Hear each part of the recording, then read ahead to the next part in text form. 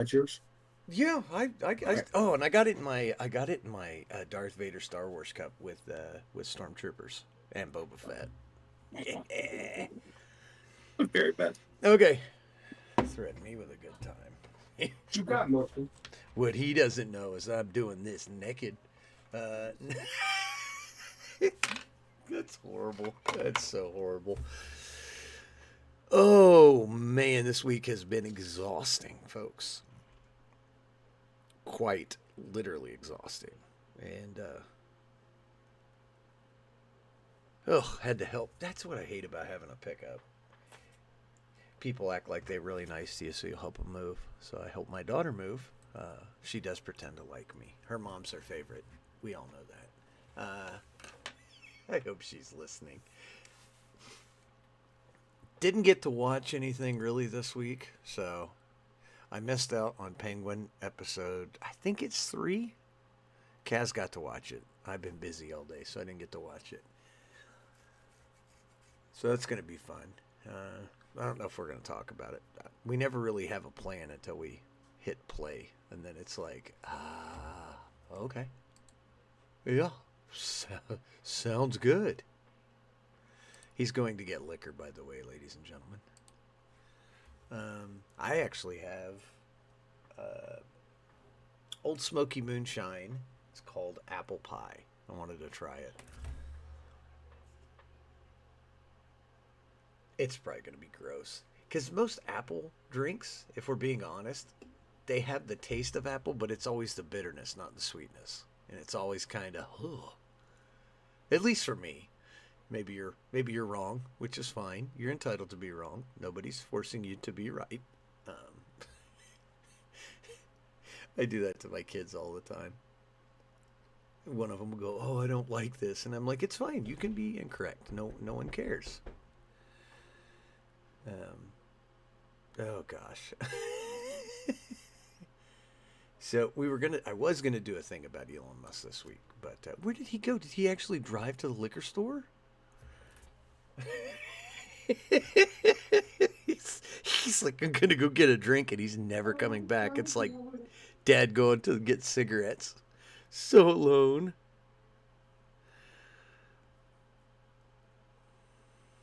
Oh man. Oh. I was wondering if you were like dad going to get cigarettes and never come back. It's like, where'd you go? Did you go Well, I had to refill the ice ball. the ice ball? Oh yeah. So see, when you drink the liquor, the bourbon, some people don't like ice, but they say if you're going to put ice in it, to use an ice ball because they take longer to melt, so it doesn't add as much water to the liquor. And they are right because an ice ball takes a lot longer to melt. So did you have to invest in ice ball making technology? Yeah, it was an ice ball maker thingy. It's got it's just like four. It's just like a hard plastic deal that's got a like a well in it, and then over the top of it is like a small rubber piece that sits over the top of it, and it's got four holes in each of it. So You are the the rubber most comes off. you're the most dedicated alcoholic I have ever met in my life. You're like, I have the paraphernalia to go with the alcohol. Oh, I did. Most of them just got the beer cans in the back of their truck. You're like, oh, amateurs. Well,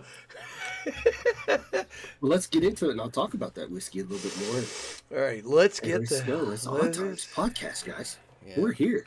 yeah, Are y'all ready? I'm ready. sort of. I'm ready. Stoked. Stoked, dude. I'm stoked.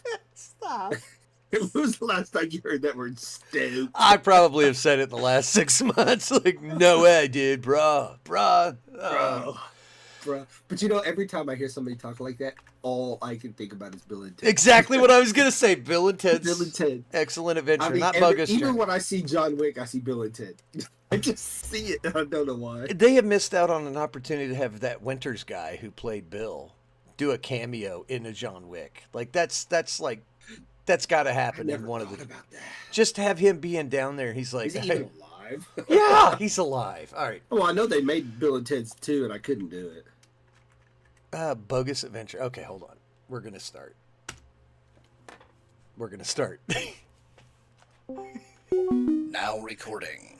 Welcome to episode 60, 61. 61 yes. of the Odd Times podcast, where we're going to just sit here and drink alcohol until we vomit. We hope you enjoy. Yes. I'm Mac, by the way. I'm Mac. And I'm Kaz. How are y'all tonight? This evening? Okay, so back to what we were talking about. You bought paraphernalia to drink bourbon, scotch. Like, does it Scotch, matter? All of the above. All of the above. All of the above. Whiskey. All of the above. Yeah.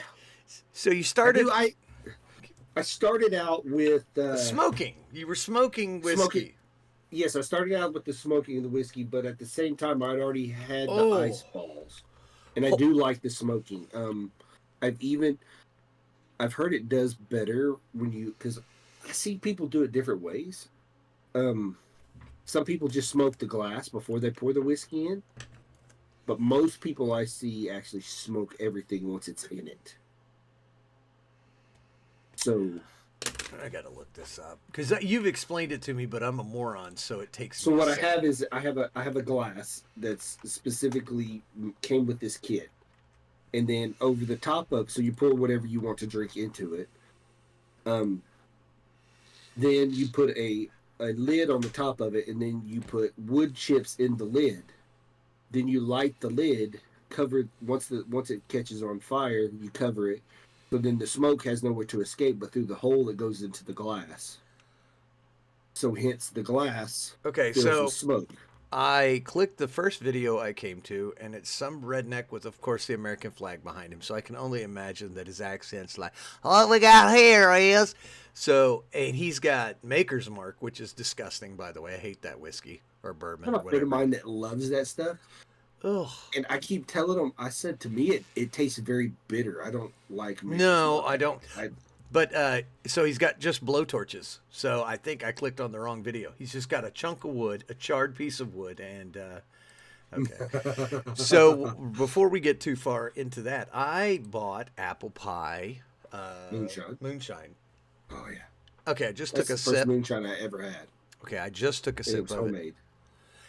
It actually tastes just like apple pie with a little bit of heat. I was not expecting that. I was expecting it to just be strongly of like sour apple and not very good. This is dangerously delicious. It tastes just like apple pie. that's not normally like what happens. Usually with these things is you try it and you're like, ugh, that's not very good.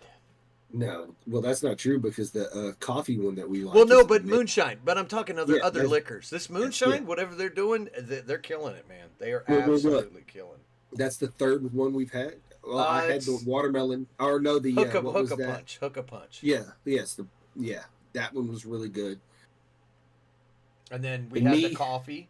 Yes, the coffee. I bought three containers of that. I'm on my third one of those. That stuff is good. It is so That good. stuff will get you twisted beyond belief. But so I bought last week. I bought a very nice bottle of bourbon. Recommended to me from a gentleman down in Lawton who runs a bourbon like club, I guess, kind of like where people sit around and drink I bourbon. think that's called AA. I think it probably should be. And he said this was his go-to bottle, and it was called Garrison Brothers. And I tried it. I had one of my buddies tell me, don't put ice on it. So I tried it without ice. Smooth as all get out. Just smooth as all get out. What's it's the a name? 94 proof Garrison Brothers. And I bought the small batch. And it was almost $70 with tax.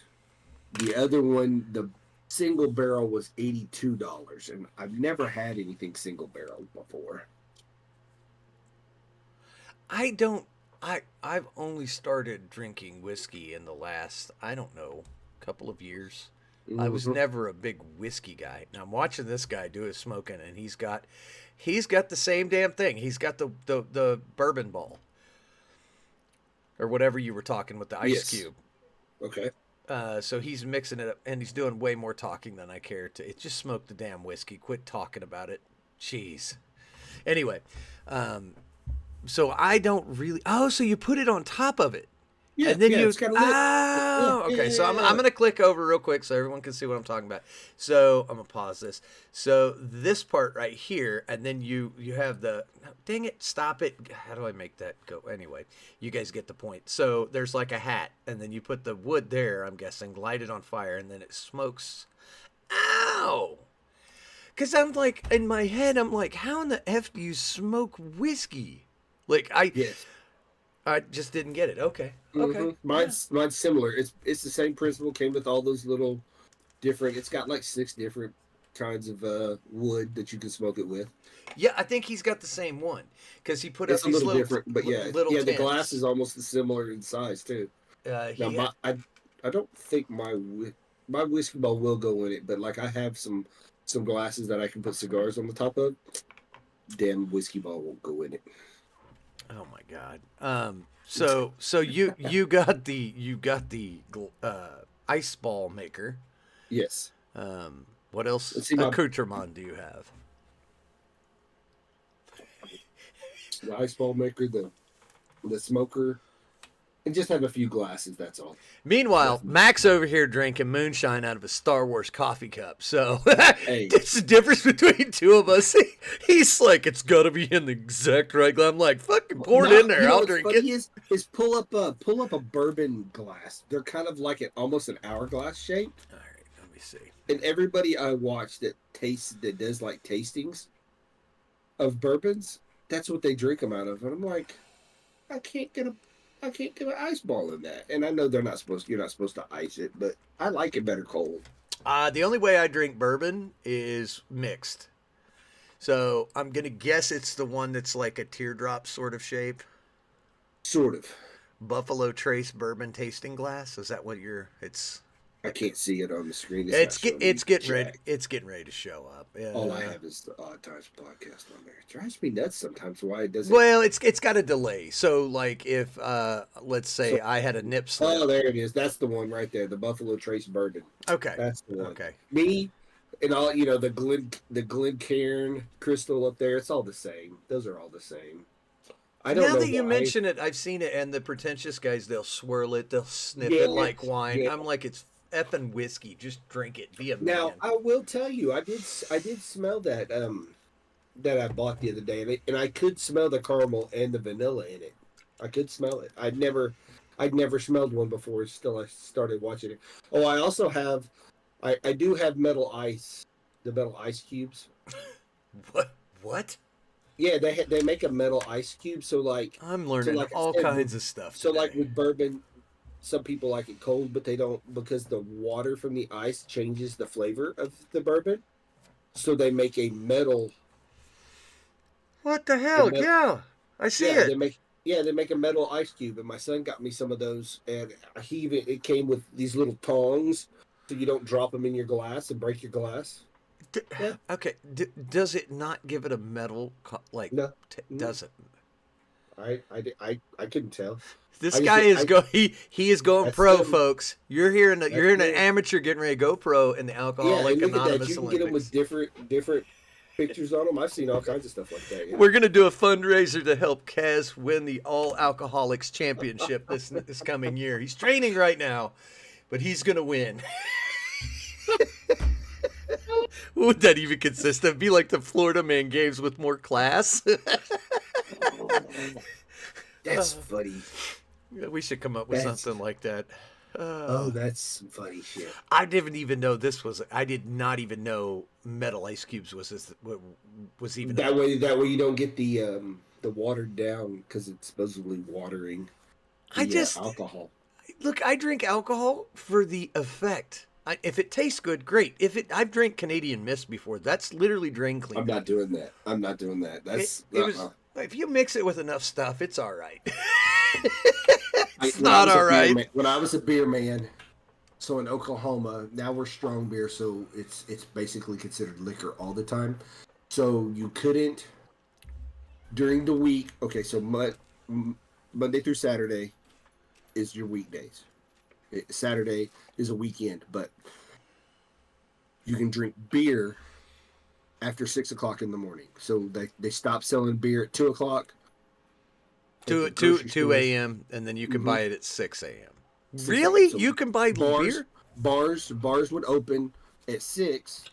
Most of them 7 for the the people that work the late shift. Right. Oh, okay. There are always those neighborhood bars. You go home on your way home. You stop by, have a beer. Okay, but you cannot buy alcohol until 10. Why? At 10 o'clock, those dudes are fiending for a Canadian Mist. And I'm like, that is the most it even smells bad. So I don't know how they drank it. When I turned beer and a shot. When I turned 21, the place I was working at the time bought me a bottle of Canadian Mist, and they were like, "Here you go, brother. This is for you." And the guy probably had it in his car trunk, probably found it next to a dead hooker. I don't know, but he gives it to me, and I'm like, "Okay." So me and my friend, we go over, and that night we pour a drink, and he's like, "Cheers," and I take one drink, and I went, "Oh," and he looks at me, and he goes, "That's liquor," and I go, "Yeah." And I walk over, I grab the bottle, I walk over to the sink, and I just upturn it. I go, "I'm not drinking that." He goes, "Thank God, me either." It's like, it's not worth it. It smells like it hurts. I've never tasted it. It smells terrible. It's probably the worst thing I've ever tasted, and I've dated some real not nice people. I know I told you the story of the guy that he was a big Canadian Mist drinker. I mean, he would drink a beer and a Canadian Mist. I mean, by the time his beer was gone, his Canadian Mist was gone. And he told me a story of how he's at home and the police knock on his door. It's because he likes Canadian Mist. Oh, no, it gets better than that. He's like, they're like, "Sir, do you own such and such a van?" It's like, "Yeah, that's my van." Well, it rear-ended a car down the street. He's like, "I don't know how that happened." He turned the corner, fell out of the van. He was that drunk that he fell out of the van. So he literally said, "I was not driving the van when it hit the parked car." He's not wrong. He was not lying. He looked at me. I'm the only one that hadn't had a drink besides the other bartender in the place. I was not driving that van, officer. Why was it? Because somebody actually saw him fall out of the van. How the hell do you fall out of a movie? Wow, alcohol does some crazy stuff to you, man. That's what that Canadian Mist will do to you. So, on a side note, seeing as how as soon as I turned 21, I had this and I took a taste of it, this began my lifelong hatred of anything Canadian, including its people. So I knew there was a way we were going to get Yeah. This worked out well. It did. I'm not going to go into it right now, but this is like nothing good comes out of Canada. Nothing. So it's Collingwood, Ontario. I think that's the Ohio of Canada. If we're being honest, it's just a bunch of meth heads and carnies that live up there. And I have a friend who's a carny. He's got great stories. He sometimes listens. He's the one that every other YouTube video, he posts the most heinous things he can in the comment, and I have to go, "You can't do that." I'm not letting you put that on our YouTube. Come on, man. We got watching our YouTube now. 4, 6. I'm not sure. Something like that. Y'all say hi on there. Yeah. Send us a message and say or hi. Don't. Who it is. Because don't. We keep it. But Beetlejuice keeps his name's Beetlejuice, by the way, which is perfect because he's a carny. We met years ago live streaming, and I had started. I was drinking something, I don't remember, and I was pretty lit, and I called him Beef Hunter. I don't know why, but it looked like that when I was drinking, and we became instant friends. And then I found out he's from Canada, so now all I do is I throw hate at him, and he throws it back at me. It's a very good relationship. Anyway, how was your week? It was exhausting, and I don't know why. Nothing. I didn't do anything but eat and sleep and work. Yeah, that's me either. I wanted to get some more game time in, so I started playing Rogue Trader, 40K, turn-based game. Okay. Man, it's really fun, but it's got its own vocabulary. And so some of it is a little much for me. It's like if you mixed a nerd with Roman. So it's like the Mechanicus Organicus, and you're just like trying to read this, and I'm going cross-eyed. I'm like, what the frick is he saying, man? And I like this. I like this universe. It's just some of it's a little over my head and below my knees. I can't quite grasp it. It's really good game though. Of course, I'm dating a girl in the game. I don't know how I did it. I think I was just nice because this world, this universe, no one's nice. All I was like, oh, it's pretty cool. What are you reading? We're dating now. So that was a little confusing. But And you don't know how you did it? I have no idea. How you got a girlfriend? I was talking to my son. He goes, "What was you did it when you were in there talking about books?" And I was like, I didn't even go, "Hey, the metal thing you got shoved out of your head's pretty hot." I didn't do any of that. I was just being friendly. It's fun. It's a fun game. It's got a little bit of a learning curve to it. I got it on sale on the PlayStation Store for like $17, and I think that sale is going on until the 24th. So if you've owned a PlayStation 4 or 5, you can pick it up for like $17. Okay. It was worth it. It's funny because I think when it first released, my middle daughter, she bought it and was playing it a lot on PC. She's like, "Dad, do you know anything about 40K?" And I was like, "I know a little bit." I didn't know anything. She started sending me videos, and I'm like, "Oh, I didn't know about that. Oh, I didn't know about that." There's whole channels. That's all they do is discuss 40K lore on YouTube. Really? Oh my God, dude. And it's, I didn't know it was that deep. I just thought it was a handful of books. It's not. It's a lot. It's a lot. It's on probably as much, if not more than Halo.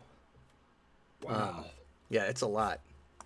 But it's fun. It's really fun. It's take your time. I do save scumming where I save it and then I go and do stuff and I'm like, it didn't work out.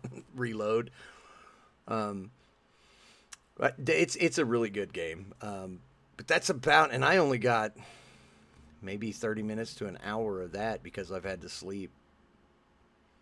And I'll have to tell you about how I did tell you about how I censored myself. I actually do have a filter at work the other day. So they were talking about college football and I almost said some regretful things. You did. That you still can't say on here? I can't, but I'll tell you what I did say. It's like, "Oh my God, I'm going to tackle you. You're lucky you got a face mask. Would kiss you on the lips." Yeah, I said that to a room full of guys.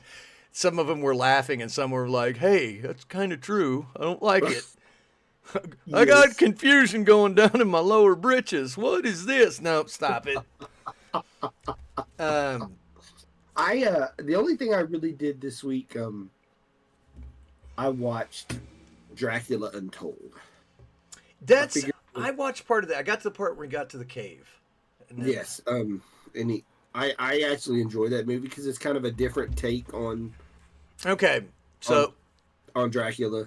Dracula Untold. Yes, Luke Evans, which I like Luke Evans. What is he from? Well, I know for a fact he was in the. Was he in Riders of Rohan? That's what I was going to say. The Hobbit, the Desolation of Smaug. Oh, and, he's the hero guy. He's the hero guy from the town that his kids brought in the hobbits. Yeah, what was his? Brought in the not the Hobbit, but you got me. But anyway, it's he basically sells his soul to become Dracula. His name was Bard. Bard. Yes. Boy, that guy, Aidan Turner, you need to take a better picture because that makes me want to be mean to you, and I'm going to get off of your picture. I'm not even going to click it because that's a handsome man, by the way. I like Dominic Cooper, by the way. I didn't know Cumberbatch was the voice of Smaug. Oh, yeah? As many times as I've watched that movie, I did not know that. Which lets you know that you and I aren't really Lord of the Rings fans, because Lord of the Rings fans hate those movies. I enjoy them. I like all of them.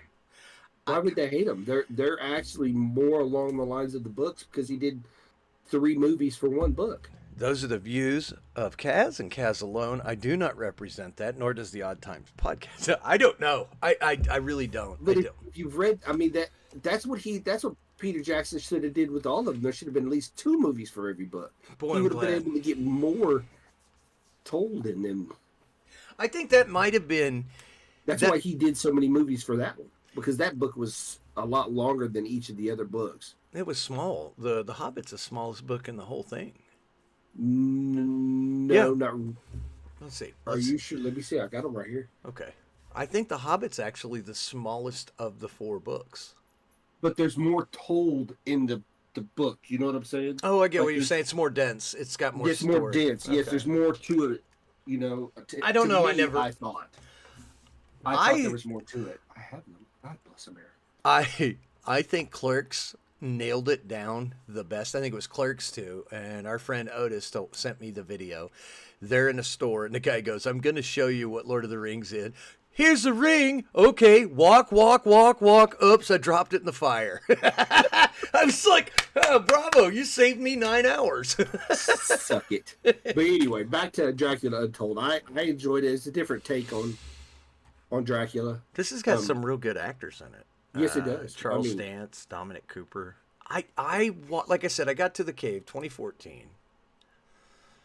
It's got a 6.2, which is above average. Yeah. It's not the greatest of anything. Oh, no, because it's better than what I watched. I watched Queen of the Damned, which is the sequel to Interview with the Vampire. Yeah. That's turbo gay.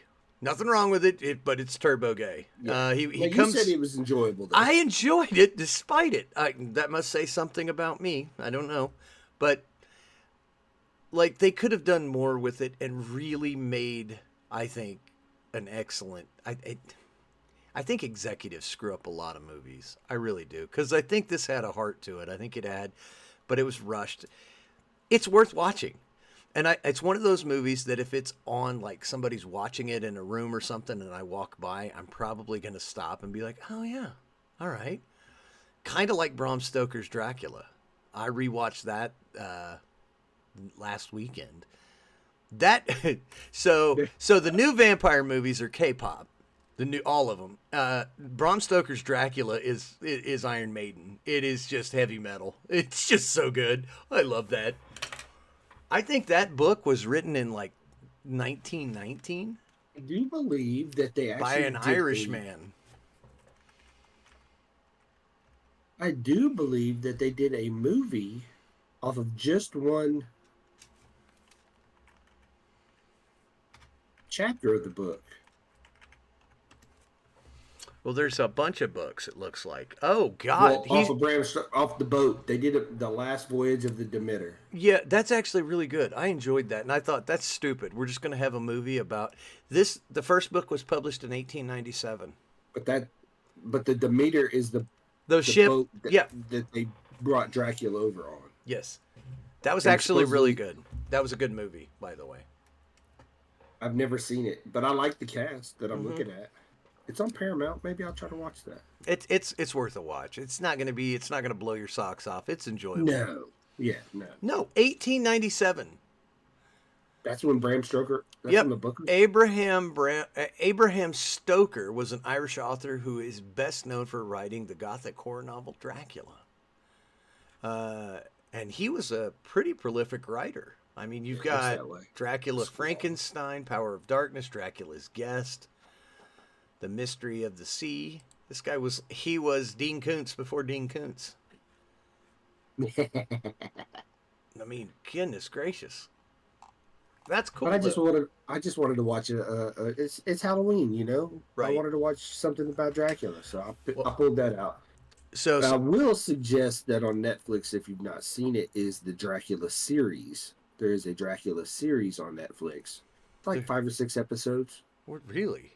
Yeah, I enjoyed it, and it's not new. It's set back in the. Let's see. Is it like the miniseries where it's like acted, but it's historical accuracy? It has like it's like a history thing that. No, because it's actually Dracula. It's okay. nuns and let me see.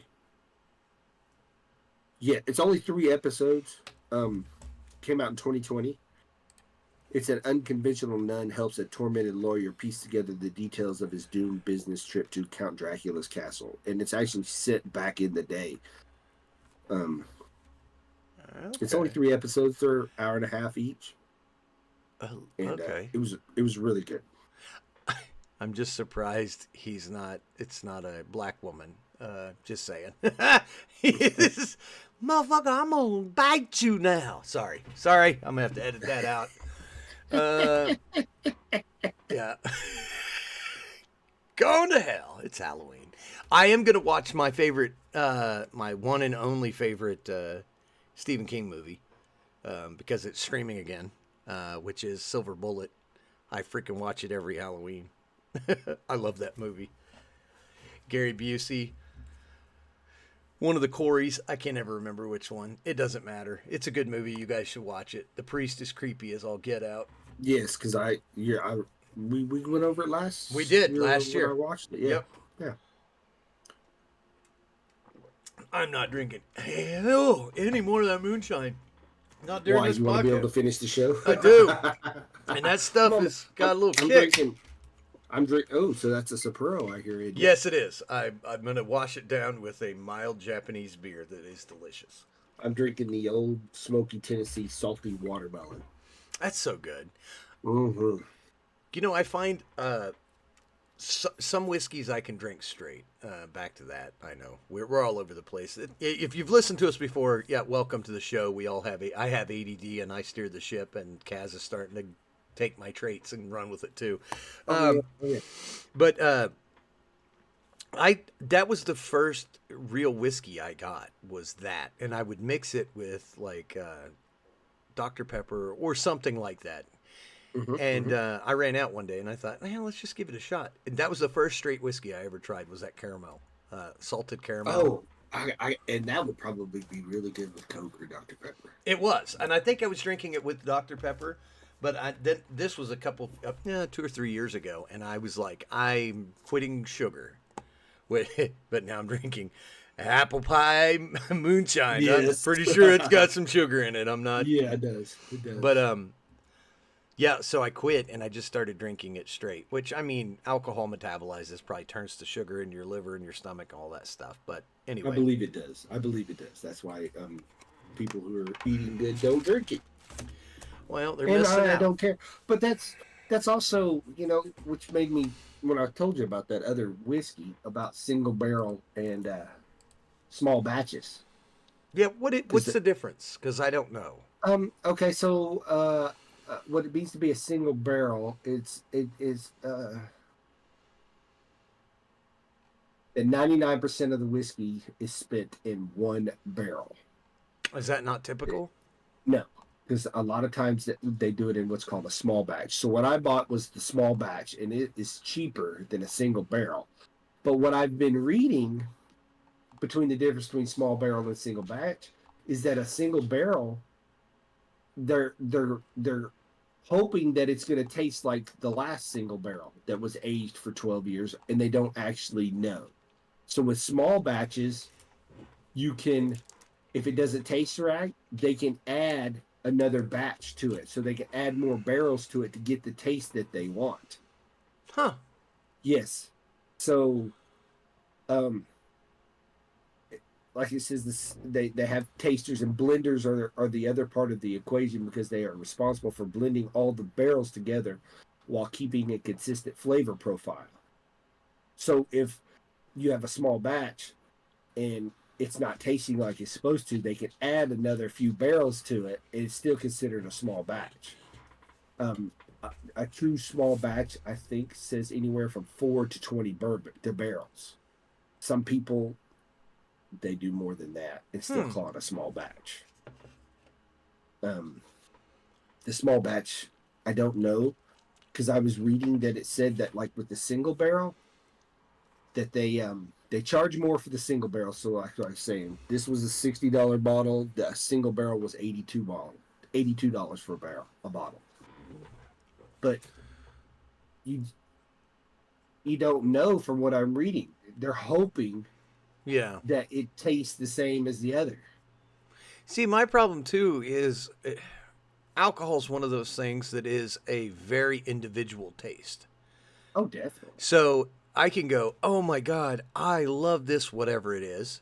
I recommend it to you. You taste it, and you're like, that tastes like elephant butt hair. I don't ever want that even close to me again, right? But so it's hard to, and whiskey runs the gamut from like, we'll give it to you free to $250, $300 a bottle. So it's kind of hard to tell unless you really kind of do like what you're doing and kind of do your research and talk to people. Because I don't know any of it. I just go over there and I'm like, yeah, I'll try it. But I have a limit to how much I'm willing to spend for alcohol. Mm-hmm. So it's like, 20, $25. I'm kind of, I'm hesitant to go over that. Oh, Because sorry. I don't want to spend, yeah, I know, but I don't I want to don't want spend. it to taste bad either. Yeah, I'd Right. be mad if I that $60 bottle Exactly. tasted like ass. Exactly. And I'm like, well, now I got to mix it with everything to make it palatable. So what I'm reading here is that the demand for single barrel went up so much that they couldn't keep up the production. So like back in the day, a single barrel was aged around 16 years. Oh, it's and that now age they're- that much? Yeah, and now they're saying because of the demand, 5.5 years. So the quality is going down because the demand has gone up for the single barrel. So they're instead of putting it out, a 16-year-old barrel, it's a 5.5 years. So the taste is not going to be the same. No. So does No. it taste smoother the longer they leave it in the barrel? Oh yeah, the best I've ever had. Remember that $400 bottle that I showed you? Yes. That's a 25-year. That is like drinking water. It's so smooth. Oh, that's It's- dangerous. Oh my. Yeah, that's why I didn't buy that $400 bottle because I don't know how long it would last. I can respect that. Yeah, no, I can absolutely respect that. I don't know anything. I mean, before I got into whiskey, the closest I had ever drank was Mad Dog 2020. So, Hey, I can remember drinking that. The grape was my favorite. I don't care what anybody said. I actually saw a woman the other day coming out of my liquor store with two bottles of Mad Dog, and she had somebody in her car, and she's like, "Woo, we're gonna have a good night." I was just like, "That's not a good night." The thing that gets me is I asked my little local it's a small liquor store. So every time I go in there, somebody goes in there and buys the single shots. They're like $1.25, $1.50. She said $2 depending on what you're buying. And literally, the guy bought 4 standing in front of me. Why not just And get a before- bottle? I have no clue. Like, Because he only had $5. He only had $5, so he bought oh, okay. $4 shots. Can't you get a Before pint he though? of backed- that? Sorry. I don't know. But before he backed out of the spot, I saw him down the second one. Oh my God. Just to cover the shakes. I guess so. I guess that was to get him home. Get him Oh, dude. It was like mid-afternoon. I was like on my way to the gym, so it's like 2:00 in the afternoon. I'm like, and I understand everybody's 5:00 is different, but I'll tell you, man, I think everybody should work at a gas station, convenience store, or liquor store once in their life. It changes your perspective on humankind. I worked at a 7-Eleven, and as soon as we had locks, we had physical locks. You said 6, so it's probably around there. So at 2 a.m., I knew it was 2 a.m. because I had to go and physically lock it. And there would inevitably be this old guy, and all he would do was walk around the parking lot picking up change, and he would buy Old Milwaukee by the can. It was like 30 cents a can. He would come up to the counter, and he knew the tax and everything. And he would get, over the course of the day, he'd probably get a 12-pack. And he would just do that all day, and he would be like, "Oh, man, come on." I'm like, "No, I'm not going to go to jail for you, pal." First thing in the morning, he's standing there going, hey, it's 6. Holy shit, man. I got like a line of people. It's 6:00. You need to open this. I'm like, my God, man. I don't ever want to get like that. That's for sure. no. The most expensive bottle that I've ever purchased myself was the Japanese whiskey Hibiki. They've And got it's- some It pretty. was It's the most, still, I think, one of the most expensive ones I've seen from Japan, and it's still one of the best ones that I've ever had. I think they're kind of just in their infancy with their whiskey production, if I'm not Well, mistaken. and from what I read is they make it just like Scotch, but they can't call it Scotch because it's not from Scotland. So So what's the damn difference? I've actually not ever looked it up. Well, I'm about to, because what I Um, had on here was 18 reasons I hate Canadians, so this is going to be better. Difference between Scotch and whiskey, or Scotch and bourbon. Okay, I don't know. Let's see. Here we go. We're gonna pull this So up. I type in Scotch and it goes straight to tape. Why wouldn't Google know I'm an alcoholic? I don't know. I don't know. Mine knows. The main difference between Scotch and whiskey is that Scotch is a specific type of whiskey that's produced in Scotland. So it's just frickin' Scottish whiskey. That's all it is. Basically. Man, I thought so. I'm gonna start hating on the Scottish now. A bunch Hey, of hey, arrogant. hey. I know I can't. That's where I get my Aren't lies. you part Scottish? Yeah, unfortunately, but it's okay. Yeah, It's called I'm 52% self-loathing. Scottish. I just don't wear the kilt because they don't want my testicles out in the wind. I like dressing in dresses. It's nice to get the wind up your kilt. It's still one of the best parts of that movie is when they all turn around and moon everybody in this, and then they turn around and raise them up in the front, which of course they don't show in that movie. It's still one of the best parts of that movie. Yeah. I still see that. Okay, so here it says. Okay, it says whiskey must be aged a minimum of 3 years in an oak container located in Scotland. That's Ooh, Scotch, okay. I guess. Oh, so it has to be made in Scotland. Okay, let's see. I'm Okay, looking up okay. Copenhagen. Oh, don't ask me for my age. I'm just looking for reasons here. I hate websites because they're like, "Do you want to join the newsletter?" And you're like, "Nah, I'm not really. Just put your email in, and we'll give you a discount." I'm not buying anything. Sure, that's like so obnoxious. This one's not too bad. Bourbon is Scotch or whiskeys, but not all whiskeys are bourbon or Scotch. What does it mean? It must take place in Scotland. Okay, I understand that. It's just stupid. Call it. Bourbon and Scotch have specific requirements as to what type of grain is used.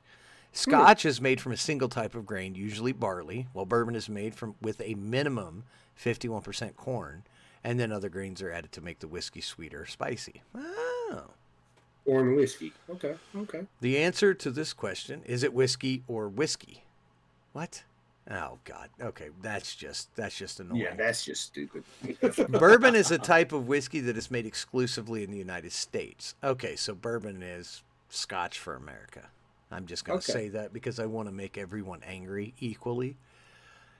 Bourbon must be made from 51. Okay, we already read that. Due to its corn base, bourbon tends to be sweeter on the tongue. Okay.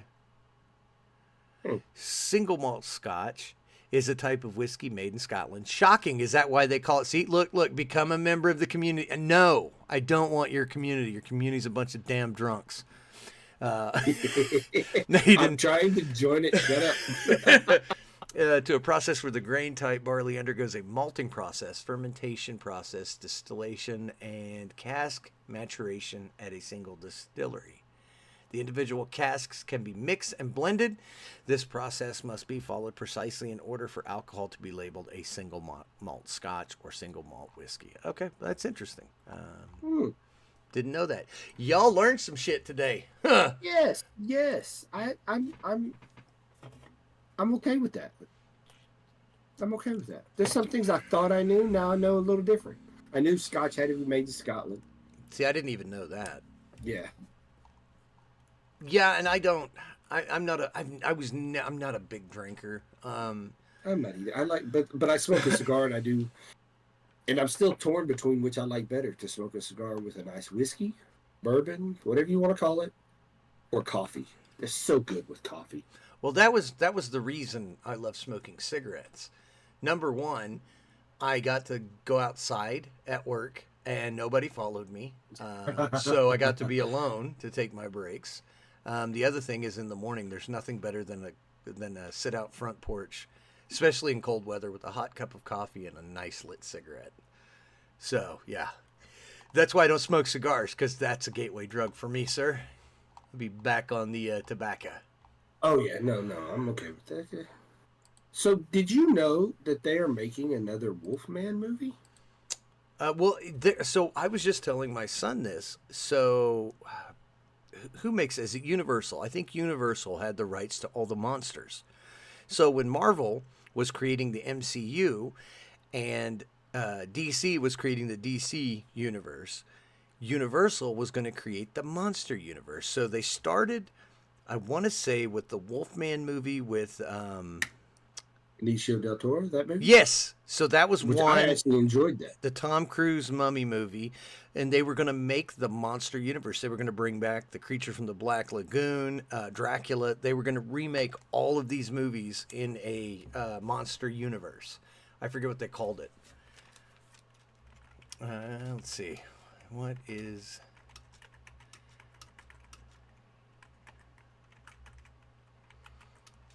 Monster Universe.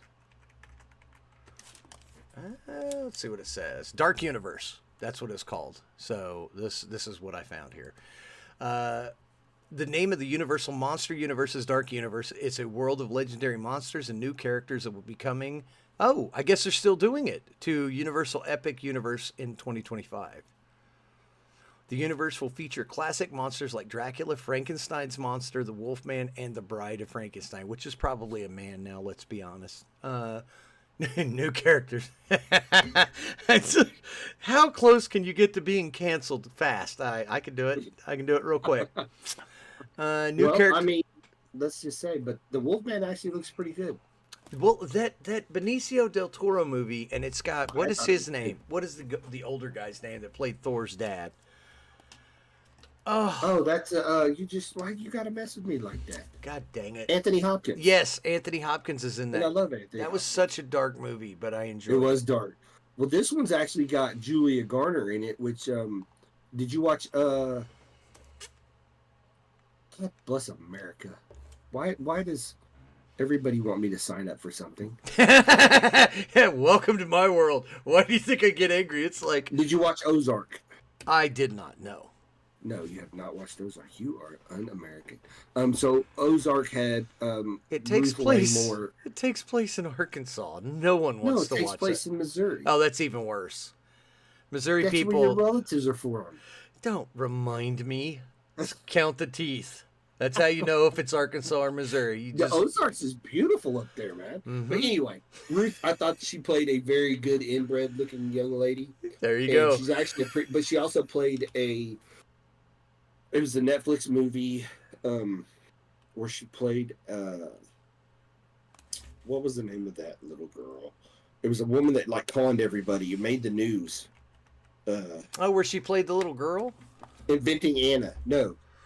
Is a journalist with a lot to prove investigates the case of Anna Delvey, the Instagram legendary German heiress who stole the hearts of New York's social scene. She was a liar and basically conned everybody into giving her stuff. It's a true story, based on a true story. Huh. And it doesn't even look like the little hillbilly girl from Ozark. And she did a very good job in this movie. So I'm actually interested in seeing this movie. Yeah. And what's it? It's called Wolfman? Uh-huh. That's it right there. Well, this is the original with Anthony Hopkins. Yeah, the Wolfman. This one's called just Wolfman. Oh, God. See it on the right there? I'm getting ready. You have it right there next to the Wolfman. That's it right there. I'm looking. The Wolf. So this is 2010.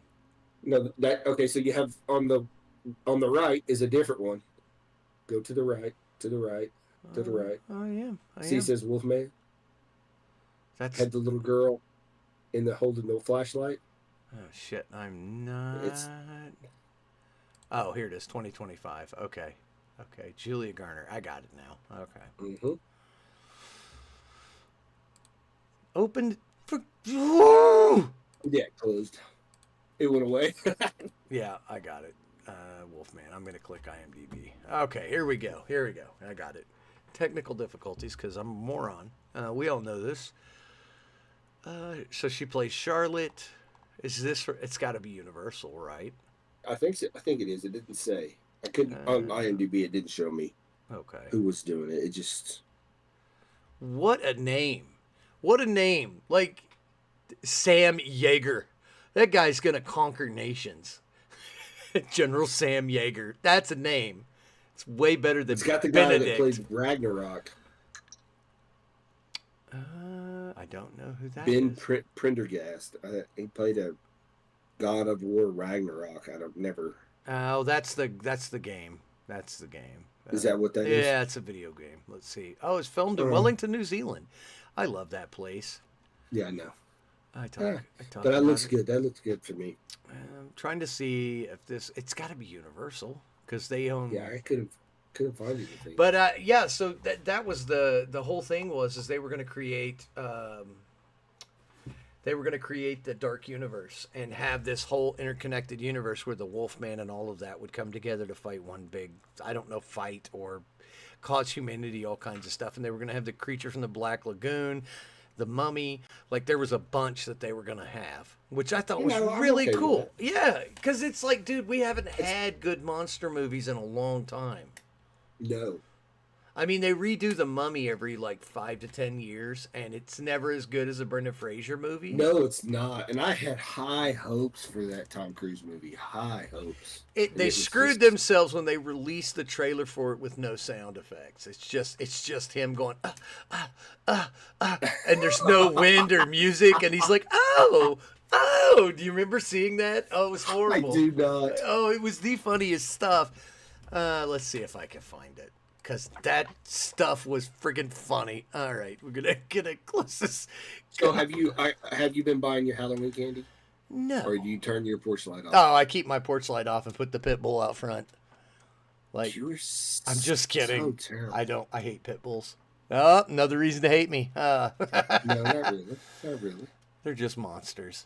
No, they're not. If you raise it, nope, they're monsters. I'm sorry. What was I looking up? Oh, the Mummy. The Mummy without trailer without sound. Without sound. Okay, so I am gonna. Okay.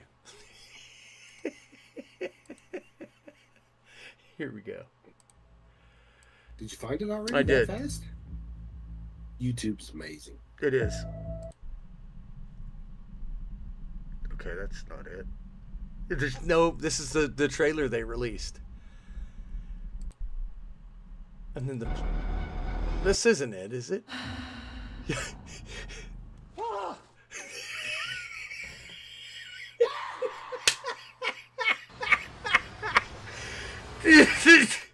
So the airplane's not making any sound. It's just them screaming. This was it's horrible. It was absolutely horrible. And they released this as like, come see our movie. And it's just Tom Cruise in the airplane going, ooh, ooh. I don't think I've ever seen that movie, to be honest with you. I thought you watched it. I think I went to the movie theaters and watched it. I mean, it was entertaining, but it was not. Doesn't he die because of the plane wreck, but she wants him to be her servant or something like that? Yes. So she brings it back to life, yeah. Maybe she doesn't let him die. Maybe I have seen it. I don't remember. They need to go back to the classic archetype, the monster. Like, there's a reason those movies were so popular, and they weren't realistic or anything. People just enjoyed them. And then we had to Brendan go. Fraser Mummy movies were great. Except for the last one, because they replaced his wife. They got rid of Rachel Weisz, and they hired the American blonde, and she's trying to do a god-awful British accent. They brought Jet Li in. Could have been good. Should have been good. Well, as the Dragon the Emperor. premise of the Jet Li was okay. As an old guy that somebody's bringing back to life, that mummy type, yes. Chinese. Yep. Yeah, so I understood that part of it. But the first two, amazing. The third one, entertaining. But the third one had what's her name in it? Rachel. Gosh, she's so pretty. From why? I'm gonna look now. Yeah, do it. Tomb of the Dragon Emperor. Yeah, I don't like her. I do not like her as an actress. She was in the movie Payback. Maria Bello as Evelyn O'Connell. I didn't like her. Yeah, but it had Michelle Yeoh in it, so who cared? Oh. I don't care about anything else. I'm just gonna watch Michelle Yeoh just walk around stage. You don't even have to talk. I Just like walk around I stage. like Maria Bello. She played the prostitute in Payback with Mel Gibson. She is great. She's Well, she was great. also. Isn't that the same lady that was in? Coyote Ugly. Yes. Yes. And you know, she actually, in my opinion, does kind of look like the owner. I Because I've seen the owner at oh, Coyote Ugly. I don't by the know. way. I just remember seeing trailers for that movie. Um, she's a good actress. I just did not like her in the role of an English lady that was supposed to be his wife, and we're supposed to go, yeah, we're not going to notice. No one's going to notice that you replaced Rachel Weisz, who's just adorable as all get Oh, out. she's so adorable. Like, this lady's beautiful, And the but second one when she was fighting the other. Oh. oh yeah. Yeah. Yeah. Oh yeah. Yeah. But this still doesn't compare to Michelle Yeoh. Is there so. anybody acting now that is Brendan Fraser likable? Because he was the safe action star. He wasn't going to go in and drop F-bombs and try to bang your girl. He was just the kid friendly, you could put him in anything and he wasn't going to be offensive, and he was a great actor. There's nobody like that right now. I mean, maybe I think Ryan, what's his name? The guy I have a crush on, Ryan Gosling. Gosling. He could probably. Yeah, but in some of his movies, he does drop some F-bombs. But I mean, they are an R-rated movie too, though. You ever He's the see one- somebody in a show or a movie, and then from that point on, it's like the first time you've seen this particular actor or been made aware of them, and then from that point on, you're like, oh, that's the guy from whatever. So I'm gonna click back on the scene here. Liam Cunningham. The only thing I think of when I see him, Game of Thrones. That's it. Literally Game of Thrones. He was the ship captain with fingers all messed up. He had 4 fingers. And he was in that movie, The Demeter, too. Yes. Yeah. The Last Voyage of the Demeter. Or Last of the Demeter. Titans. Yeah, with Demeter, whatever. Game of Thrones. The guy is He's in a heck of an actor. lot of stuff. Yeah, he's amazing. Yeah. But it's every time I see him, I'm like, oh, it's a dude from Game of Thrones. Yeah, yeah. Did you ever rewatch the new Clash of the Titans? Yes. I didn't watch the new one. I'm like, Both of them? There was 2, yes. I enjoyed them. gosh, they made big epic adventures that just weren't any good. They had some with The Rock in them. I was just like, please stop. The Rock is not a good actor. The only thing I can remember they did that with The Rock was the Witch Mountain, Escape to Witch Mountain. Well, he's good in certain things, like The Rundown. He's amazing. Well, But- it's The Rock. You know what you're going to get. Now, I am interested in that new Christmas movie with With The Rock and what's his face? Yes. Captain America. That looks good. Now, The Scorpion King, that wasn't a bad movie. Dwayne Johnson. Okay, I don't know what you're talking about. This is like the show. This is literally a show. He says something, I'm like, all right, I'm gonna Google it. Fast X. So you haven't bought any candy? I'm still looking in. No, I don't. We I'm don't. already I'm 2 bags in at $50, and I'm gonna buy one more. Yeah, but see, I live in the hood. I know, I ain't but I letting love people. I love seeing the little kids come, and I love talking shit. I with the used to, but where I live, nobody does trick or treating. It's kind of a seriously. religious area. And so what they do is they do Halloween out of the trunk. And so they go to the churches. Trunk or treat, Yeah. Yeah. So they don't At do the it churches. here. Yeah, they don't do it which here. is cool. Which is cool. But when my kids were little, we would go all through these neighborhoods, man, and it was awesome. And you saw these little yeah. kids, and it was cool. I But they can don't- remember when it was cold, and That's you usually drive. the first cold Yeah. front we would have in Oklahoma would It be was right on Halloween. right yeah. on Halloween, because you'd have these really awesome costumes for your kids, and then ice. They're Yes. freezing, so they're just bundled up in parkas. Yeah. What was the movie that he's in that's upcoming? Let's see here. What? Oh, the Christmas one with The Rock. Yeah. It's something about Santa Claus. Jungle Cruise 2. That was okay. Oh no, God no. He's in Big Trouble in Little China. I hate Hollywood. They're How redoing that. it's in production. Oh Red God. One. A It's called truck Red One. driver. A truck Red driver. One. at the very Please top. say God he's not Jack Burton. Fuck. Oh, No, no. don't click on it. Go to red one. Go to red I already one. clicked on it and I'm already getting pissed off because, like, The Rock is not going to replace Jack Burton. You can't replace making Kurt Russell. There's only a handful of guys. I think. Who would you replace? Who would you replace? Because The Rock is the shittiest choice you could get. I mean, next to Kevin Hart, he's probably the shittiest choice you could get to replace Jack Burton. Who would you use? I think Ryan Reynolds could do it. Ryan Reynolds could definitely do it. But I'm sick of seeing him. He's Deadpool. Let him have Deadpool. We need somebody else. So he's off the table. The Rock, Ryan Reynolds, and Kevin Hart are off the table. Oh, Kevin Hart, man, he's amazing. How's he gonna get in the semi? Yeah, well, that's what I'm saying. He can't step on the step. Exactly. Plus, he's like Diddy's little plaything. So we're gonna get rid of him. Who would you get to be Jack Burton? Yeah, they used him as some sort of a toy. Anyway, click on red one. Okay. I'm not even want to talk about Big Trouble in Little China now. I can't do it. I can't do it. I used him as a little toy. I'm so like. And then he claps his hands and goes, "All right, listen," because that's what Kevin Hart does. Yeah, and I don't like Chris Evans. Was he so small? Did they use him to spin the bottle? Oh, yeah, they probably used him orally or anally. I'm not sure. Oh, it's got Lucy Liu in this. J.K. Simmons. I do not like Chris Evans. I can't stand him with everything in my body. I thought you liked Captain America. It's okay. I just don't like the man. I don't like Chris Evans. He's overly, he went overly political and was like. Oh, I don't give a shit about that. No, I don't normally. There's only two actors. There's only two actors I absolutely will not spend money or give them any of my time. Chris Evans is one, and the guy that played Hellboy, the ugliest man in acting. Oh, really? But he did a very good job as Hellboy. He did, but I hate his guts. I literally hate his guts. I hope he gets... Okay, I'm going to stop. We're not getting this show canceled. I'm going to stop. I just have very bad... Lucy Liu plays like Santa Claus's so who would executive assistant or something like Seriously. that. And The Rock is like his right-hand man or bodyguard or something like that.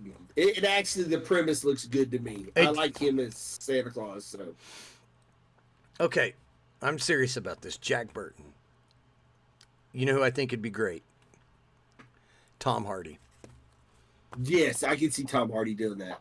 He could pull that off and with his even Chris, not Chris Pine, but the guy from The Office, Chris Pratt. Chris Pratt could do it. One of those two. I'm not saying it because they're white. I just think they're. Oh, they're white? I'm colorblind. I didn't know. Oh my God, I know Lucy Liu's a beautiful freckled Asian, so I'm not colorblind. Yes. Because I'm just looking at a picture of her. I mean, an Asian with freckles. I'm just saying, like, The Rock. It's just like, come on, man. There's so many good actors. I mean, I'd rather see Willem Dafoe as Jack Burton at this point. That'd be a weird ass Jack Burton or Chris Walken. Chris Walken because he was the bad guy. Or he could be the bad guy easily. Chris Walken could be the bad guy, Mr. Chang or whatever. But because I think it was. That's just. I don't understand why. Okay, so I understand why they're having trouble because they're doing another Jumanji. I know that because they're afraid to take chances because they got shitty writers and they had the strike and they lost so much money. They're afraid of taking any kind of a risk. So like Moana 2. They're doing a Moana 2. Yeah, but I heard Moana was an amazing movie. That was a good movie. I watched it with my girls. It was a fun movie. Moana was a great movie. I'll be honest. A Disney movie like that and or whoever did it, if it was Disney or whatever. But I enjoyed Jungle Cruise. I enjoyed the Jungle Cruise too. I did. They're fun movies. It's just. Now, it's not saying that he is... All it's saying on IMDb is that he is cast to be in it. Yeah. So maybe he's the bad guy. Or one of the... Yeah, maybe he's the bad... Maybe he's the... what's the Asian dude? Come on, dude. You know that's not true. You know he's Jack Burton. I am trying to be hopeful here, and you are just pissing in my post-toasties. I am. I'm pissing in him, and then I'm throwing him against the wall, because we both know he's going to be Jack Burton, and this is going to be a D-level movie. Could have been an A movie because of the nostalgia factor. Everyone would want to see it, but now we can't offend the Asians, so we got to make it... politically correct, so it's gonna suck. It could be James Hong. He could play. He James was the Hong. James Hong was the bad guy. Yeah, that's what I'm saying. Let's let The Rock play the bad guy. Yeah, but and you know that man is still alive, right? Yeah, he's amazing.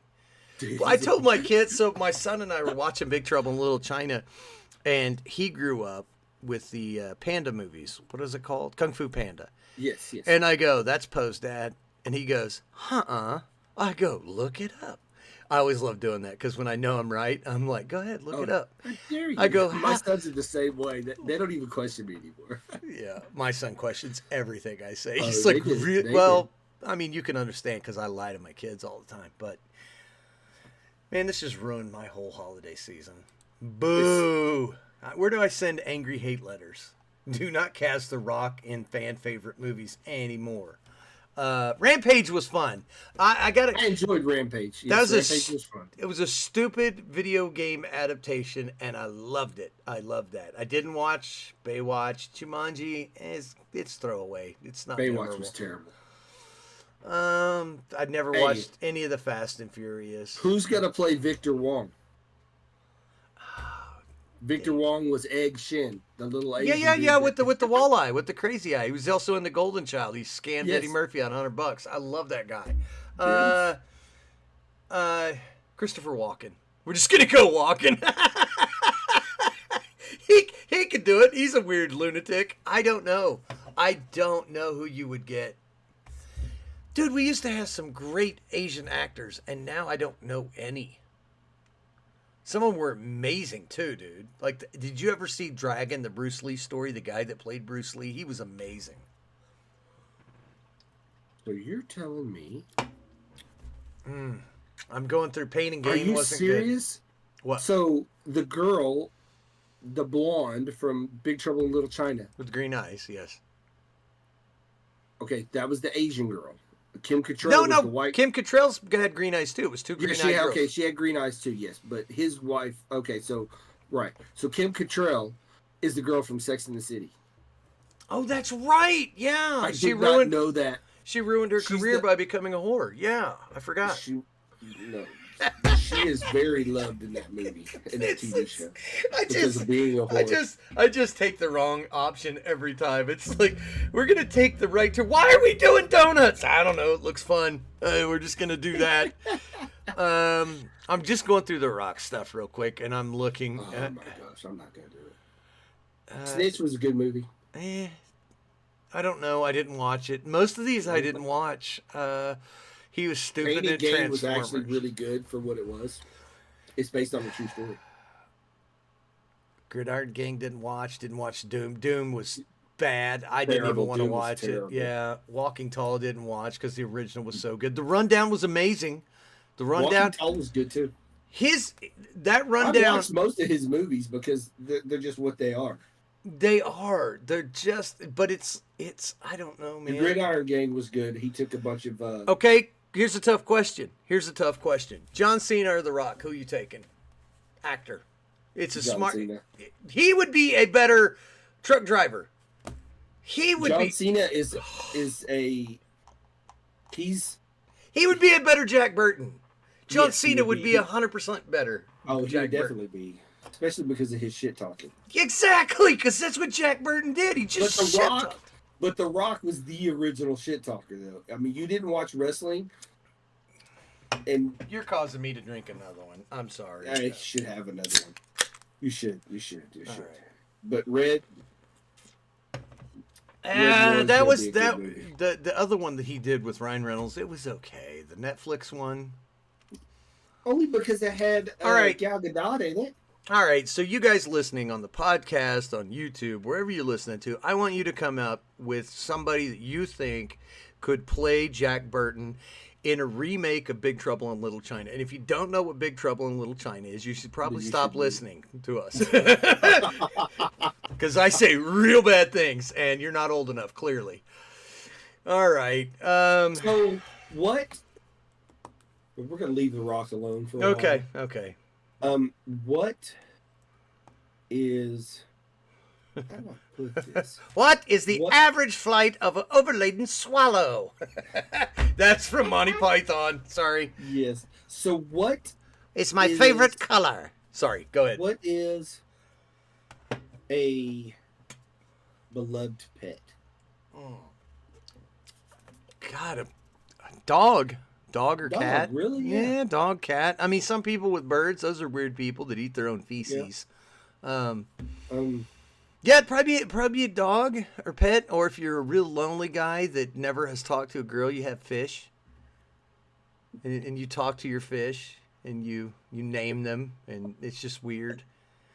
And your yeah. and your I mother, mean, you have your to mother, make sure your fish don't look the same. I mean, Yeah, you couldn't and buy your- 2 goldfish. and you have to put your hand in the middle when they're getting frisky. No, it's not right. Don't do that, Mr. Officials. What about a box turtle? People have box turtles. I've heard that those things live a long time too. I think box turtles do. I'm not sure. I know tortoises, the big one, they get really big. They live a long time. Yeah, they had a story the other day about a turtle that was alive during our founding of our country. Well, they're missing a turtle out there by you. Really? It's been missing from Piedmont since the summertime. A tortoise. Yeah, a big tortoise, like, one that a kid could sit on and when it walks. Yeah, one of those. It's been missing for months. They can't find it. I'm like, how the hell did you lose a tortoise?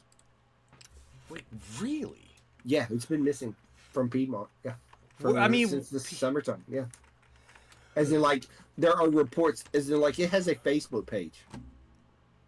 They are looking for this turtle. Piedmont Wildlife This Center. Okay, I didn't know that was a thing. I did not know there was a Piedmont. This is a pet tortoise, so it's not from a wild. Students from Francis Tuttle Technology Center search for missing turtles. So this is from News 6.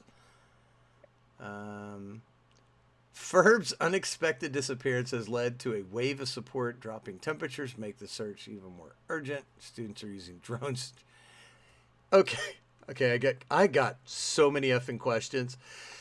Oh, I'm trying not to cuss because this is how in the French toast do you get a turtle get away from you? I don't get it either. Was it on a skateboard? I don't get it either. That's the best video. But what I'm getting to is box turtles. Okay. A lady was arrested at an Airbnb in Vermont Lake trying to smuggle 29 Eastern box turtles. Oh, I don't like where this is going. To take to Hong Kong. Where did she have them? In an inflatable kayak. Okay, it's not where I thought we were going. Yeah. I'm not going there. I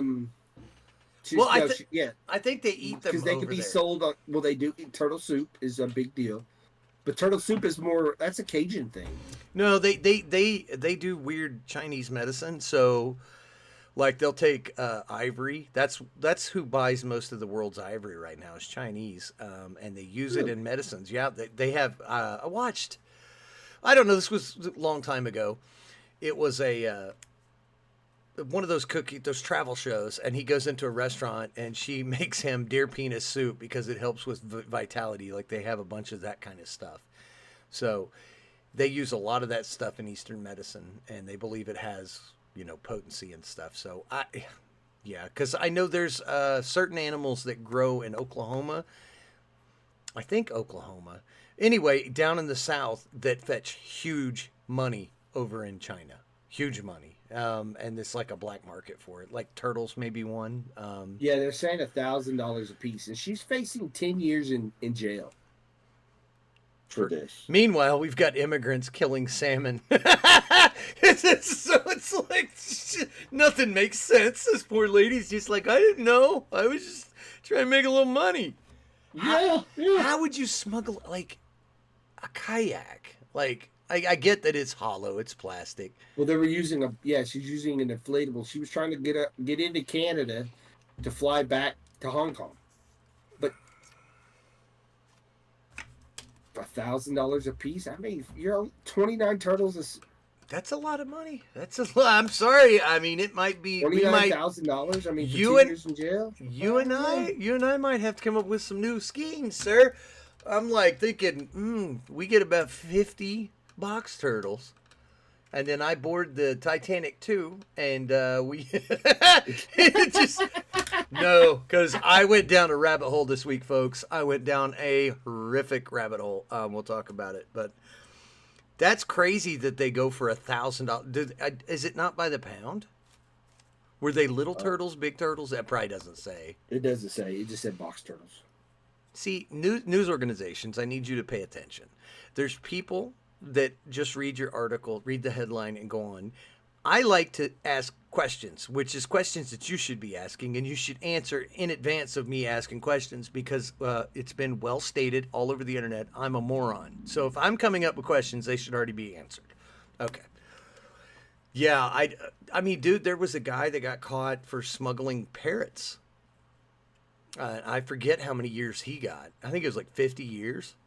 50 years. It was coming out. I forget where he was at, but yeah, he was smuggling parrots or exotic birds. I'm just like, geez, man. Then we send That's that. crazy. I sent you that video. I sent you the video of a day in the life of a Chinese guy. He goes downstairs. He's on like the 15th floor. He goes down to catch the train. The train is on the 12th floor. Like he's on the 12th floor. He never touches ground. It's literally cyberpunk dystopia. That's wild, man. It's so freaking wild.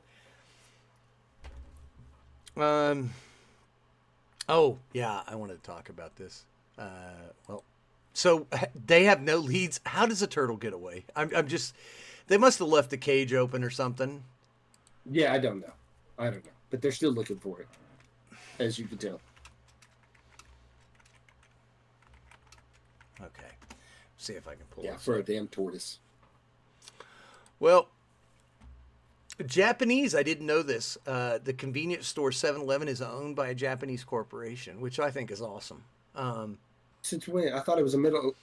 I did too, but the convenience store chain is owned by a Japanese company, and they are shutting down. Out of Texas? I don't know. Let's see. USA Today. So that's probably going to get us banned for copyright strike. 450 stores in the U.S. and Canada. And do you know why? Because they're losing their ass in theft. Because it's illegal for like store clerks to stop people in some states from stopping shoplifting. So it's like, we just let them go. So why would you keep a business open? Yeah, exactly. I wouldn't. It's like if me and Kaz had the whiskey distillery and we keep getting stolen, like, we're losing money. I'm closing. I'm not in this for effing charity. You can go somewhere else. The 7-Eleven president, CEO Joe DePinto, announced the company will shutter 444 stores. The convenience chain is owned by a Japanese company, 7&I Holdings. I don't know if that's an I or a one. I have had a little bit to drink. Aligned with our long-term growth strategy, we continuously review and optimize our portfolio to deliver convenience where, when, and how customers need it. Now, when they announced this, and it came all over social media, what do you think is the first thing you saw? Or at least I saw. Well, what I saw was them being looted. Being looted. And then they're like, the community is angry. It's like exhibit A of why they're closing down. You pieces of shit are the reason why you can't have nice things. It's like, why can't we have nice things? Exhibit A. This is why. Because you're doing this. You're doing this. What happens in Japan when they decide to close it? Nobody loots a store. Like, you're just assholes. And then you wonder why nobody wants to service you. It's like, because you just take advantage, steal, and treat people like garbage. Exactly. Nobody's going to open up a business in your community. Even your own people have tried to open up businesses and you screw them over and they just go, nah, I'm good. I'm not. I'd rather go across town and open it up in a different part of town. That's crazy. That is insane. 450 stores. I wonder how many stores 7-Eleven owns. Let's see. Let's do a quick Google search. I knew 7-Eleven changed hands in Oklahoma, and I thought it was bought out by some Middle East. Okay, so 7-Eleven in Oklahoma was owned by the Brown family for 25 or 30 years. Longer than that. Yeah, so, I mean, they bought the franchise rights. Now, they sold it. Now, I don't know who they sold it to, because back when I know whoever they sold it to is out of Texas, and it was a group of hotel owners. And I do believe they were of Middle Eastern Yes, descent. I think you're right. So they're 84,000. So you're looking at what, 1%? There are more than 84,000 7-Eleven stores in 19 countries. In the United States, there are 12,592. So they're closing 440. So you can guess those are in Yeah. high risk areas. So Probably 7-Eleven's so. not I can going understand anywhere. that. Yeah. That's crazy though, because I've seen some sketchy ass 7-Elevens, and you're just like, I don't see how they stay in business. And they're just like, the clerk's got a gun, he's smoking a blunt, he's like, let them motherfuckers steal from me. You're like, no, I ain't stealing nothing, man. That's crazy. I can't believe that they are owned by a Japanese retailer. That's kind of cool. How the world works now. We did a story last week. I typed in, why do people hate Elon Musk? Because I was curious. I'm like, I don't get it. Why do people hate the guy? But we were doing a story about automation last week, and I got to talking to Kaz Wednesday or Thursday, Tuesday or Wednesday. And what's funny is this is an ongoing thing for humans, because we can. AI. No. Technology taking jobs. It's never going to stop. It's never going to stop. So we're like, oh God, all this stuff is going to go to AI. Nobody's going to have jobs. Okay. You can go back and review newspapers from the early 1900s. And lighthouse keepers were saying the same thing. They were like, oh God, what are we going to do? Because each lighthouse required a set of keepers. I mean, they had to keep the coast safe for sailing ships and all that. Mm-hmm. Ships needed people to rig the sails, and then coal came along, and now they got, well, we can go and shovel coal. Well, then they got the diesel engines, and they're like, well, we don't need that many people. So, right. I mean, technology always advances and people lose their job. But with every new technology comes a whole bevy of new style jobs. Because, like, you had a blacksmith, which translates into, I mean, we still have blacksmiths. We still have iron workers. We still have all those guys. But now you have mechanics. Used to, that was the job of the blacksmith. But now instead of the blacksmith, you got a mechanic. So like the ships would take mechanics with them to work on the engines. I mean, they had them with the steam powered too. But like it was more of it was a different kind of job. So I mean, this continues to go. So it's like, and like I was talking to you, it's a law of diminishing returns, because if you go too far, too fast, too quickly, the very people you're trying to replace their jobs are the same people that buy your product at a certain extent. So like take McDonald's, for instance. We've had a lot of talk. They have a self-automated store. Yes. It's got like 2 people running it. Okay, well, how much did that cost to get that up and running? Yeah, and how long does it take to recoup the losses? Right. The cost. Recoup what it costs to make that, yeah. So if you did that nationwide, I'm just curious. I'm going to look up how many McDonald's are just in our state. I'm going to guess it's over 100. I do not know. There's a lot of McDonald's in Oklahoma. Seems like there's one on every other corner. Almost as bad as a weed store. 616 McDonald's in Ohio, dude. Holy crap. No wonder Ohio is the Florida of the North. We have 155. Pennsylvania has 497 McDonald's. That's crazy. Okay. Colorado has, oh my God, California has 1,165, which, I mean, that makes sense. California's huge. Tennessee, let's see, Texas has 834. Well, Texas is huge. So. It is, which you would think would have more than California. But, so you figure if they did that, let's just say in our state, 155. Most of the people that work there also eat there. So now you're losing that revenue because now those people don't have jobs. And if all these other companies do it, most of the fast food companies are going to go to business, because you and I don't eat fast food. Right. Who eats fast food? Young people and people that work at McDonald's at these. Well, places. Yeah. I mean, and Well, and if inflation. young people eat it, but also If it families on the go. if it's cheap. The It's problem cheap. is a lot of these companies now are coming out with artisan stuff that's out of people's price range. Somebody was telling me the other day to get a number one meal at McDonald's. I think that's a $10 Big bucks. Mac. It's $10. Yeah. You can go to an actual restaurant here in the town I live in and sit down and have a meal for like 12. Yes, And definitely. it's actually like cooked Like food. better for you. It's Yeah, better. yeah, it's Yeah. whole foods. It's not It's real foods. processed. Yeah. So it's like so I mean, because McDonald's back in the 80s almost went bankrupt, and then somebody came up with the idea for the dollar menu, and dollar menu literally saved McDonald's bacon. That and the Beanie Babies. So, and it's like now it's like inflation, and now you're going to go automated. Well, it's not initially. McDonald's is a huge company. It can take a loss. It can automate these stores one at a time. But what happens when you go past the point? That's my question. It's like self-driving trucks. It's like now you've got all the truck drivers not driving. Now you've got a huge section of the market in the West who doesn't have jobs. Then you do fast food, you do grocery stores, you do Walmarts with self-checkouts. Oh God. How long do these companies get to stay open?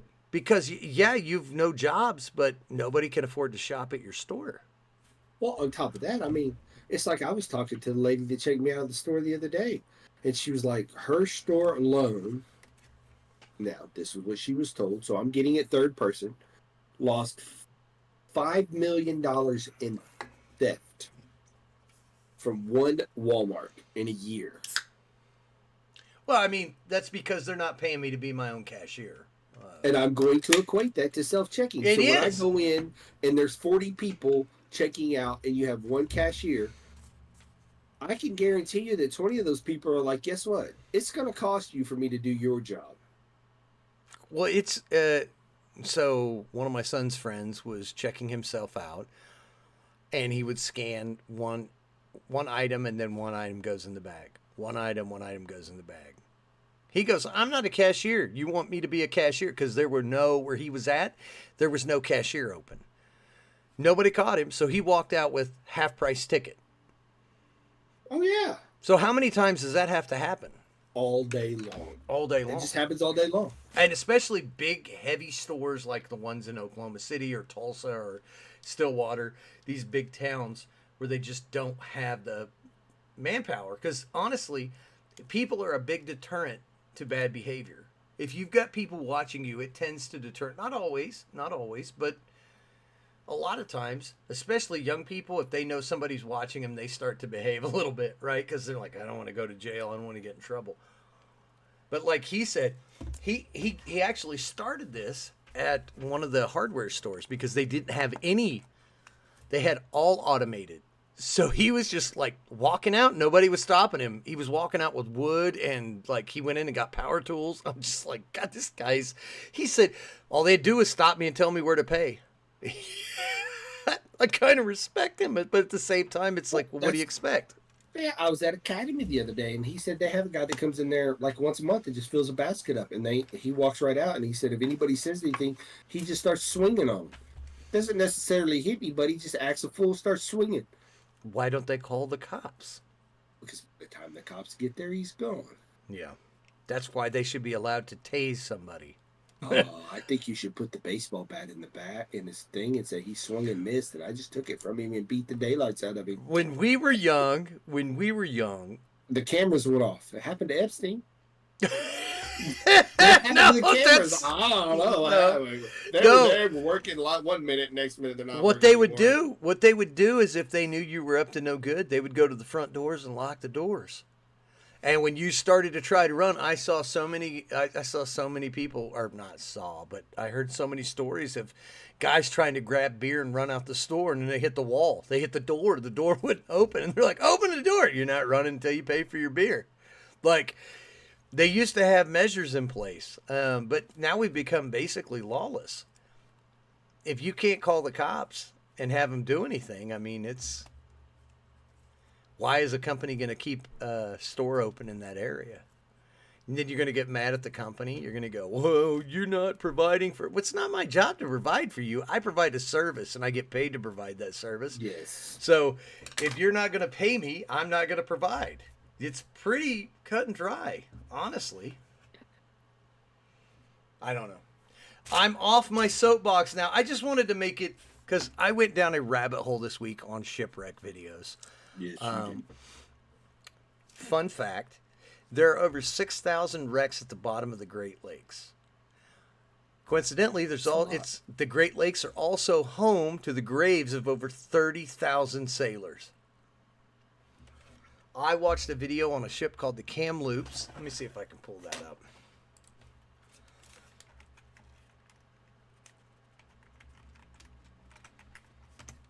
Okay, Kamloops. This ship right here, 1925.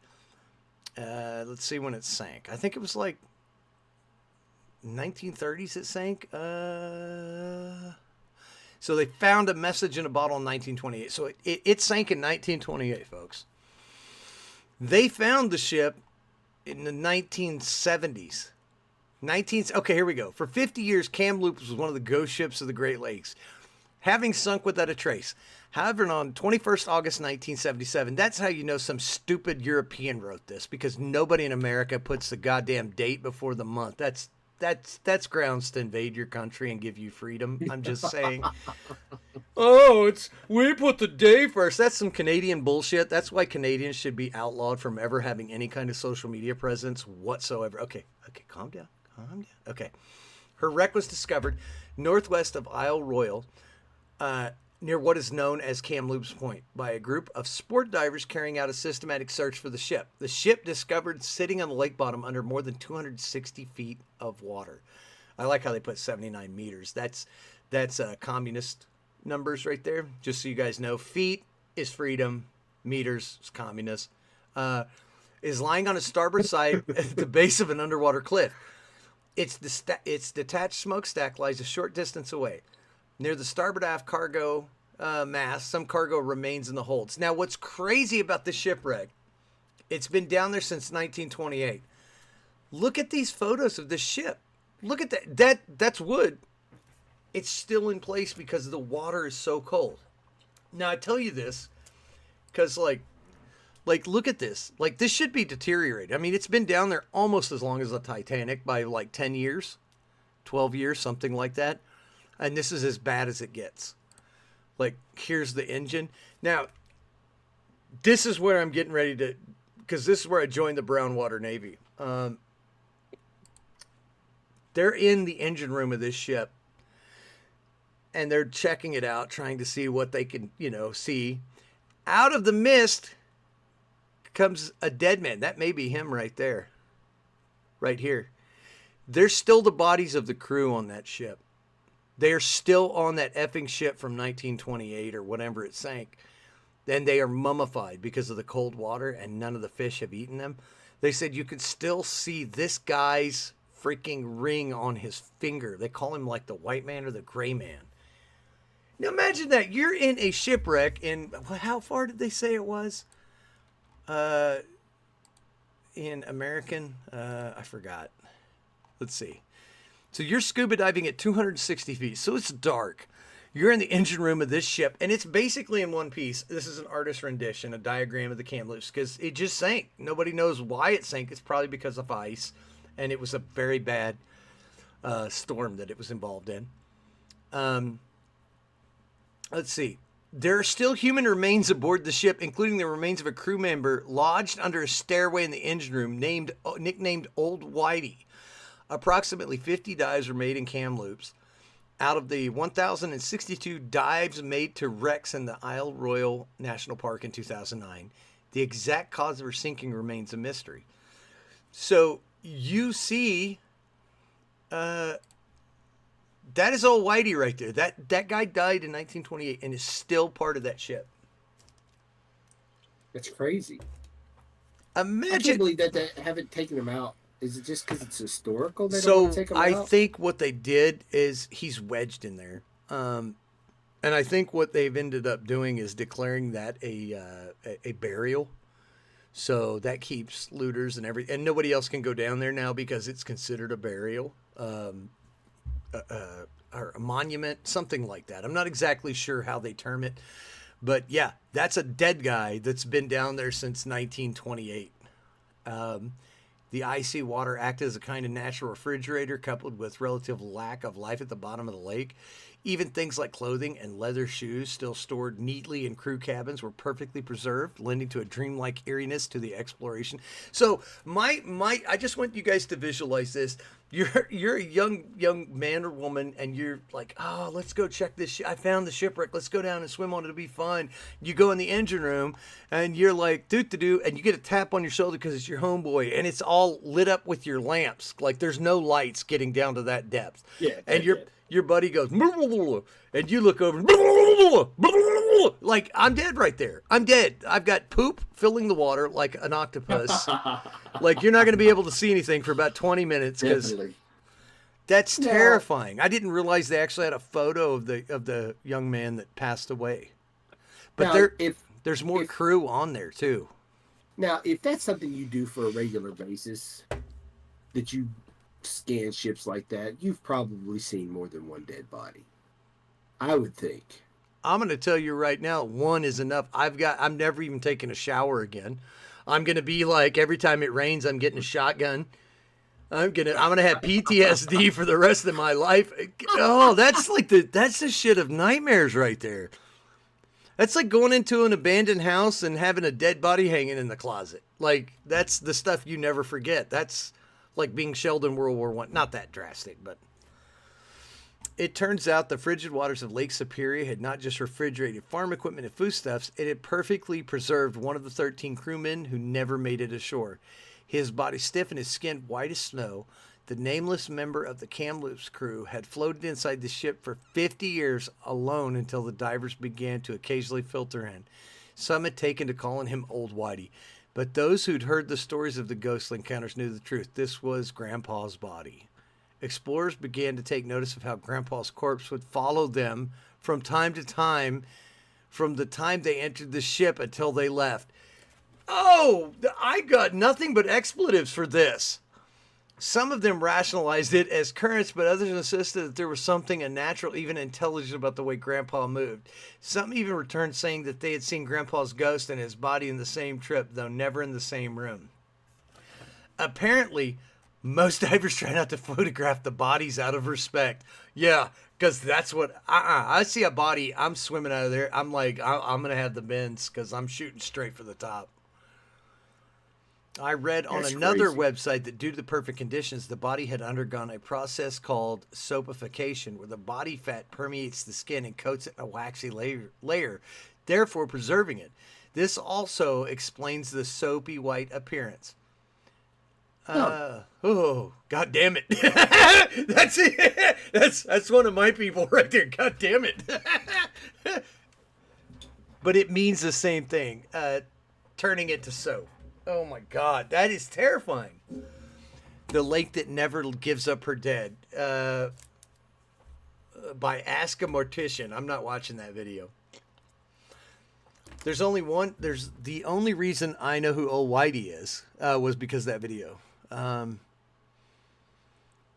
That's just terrifying. Like, this shipwreck went down with all hands. So the only reason we know anything about it is, it went down in heavy seas, probably due to ice, probably due to some other things. There's a lot of different hypotheses, but the ship's basically in one piece at the bottom of the lake. They found messages in a bottle by a young lady that was a crewman on here. She was like a stewardess that would cook meals and help, take care of the crew. And they found her messages in a bottle. She was on one of the ships.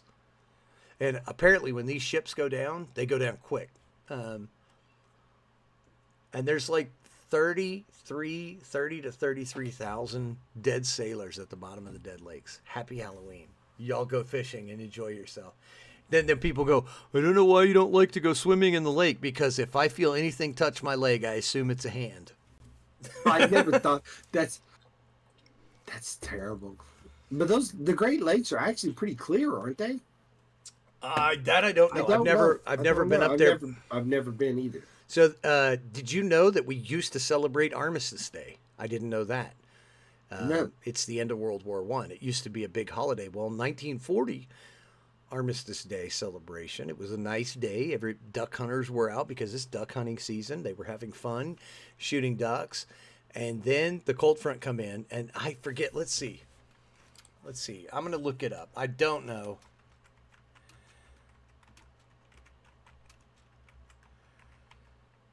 Armistice Day. There it is.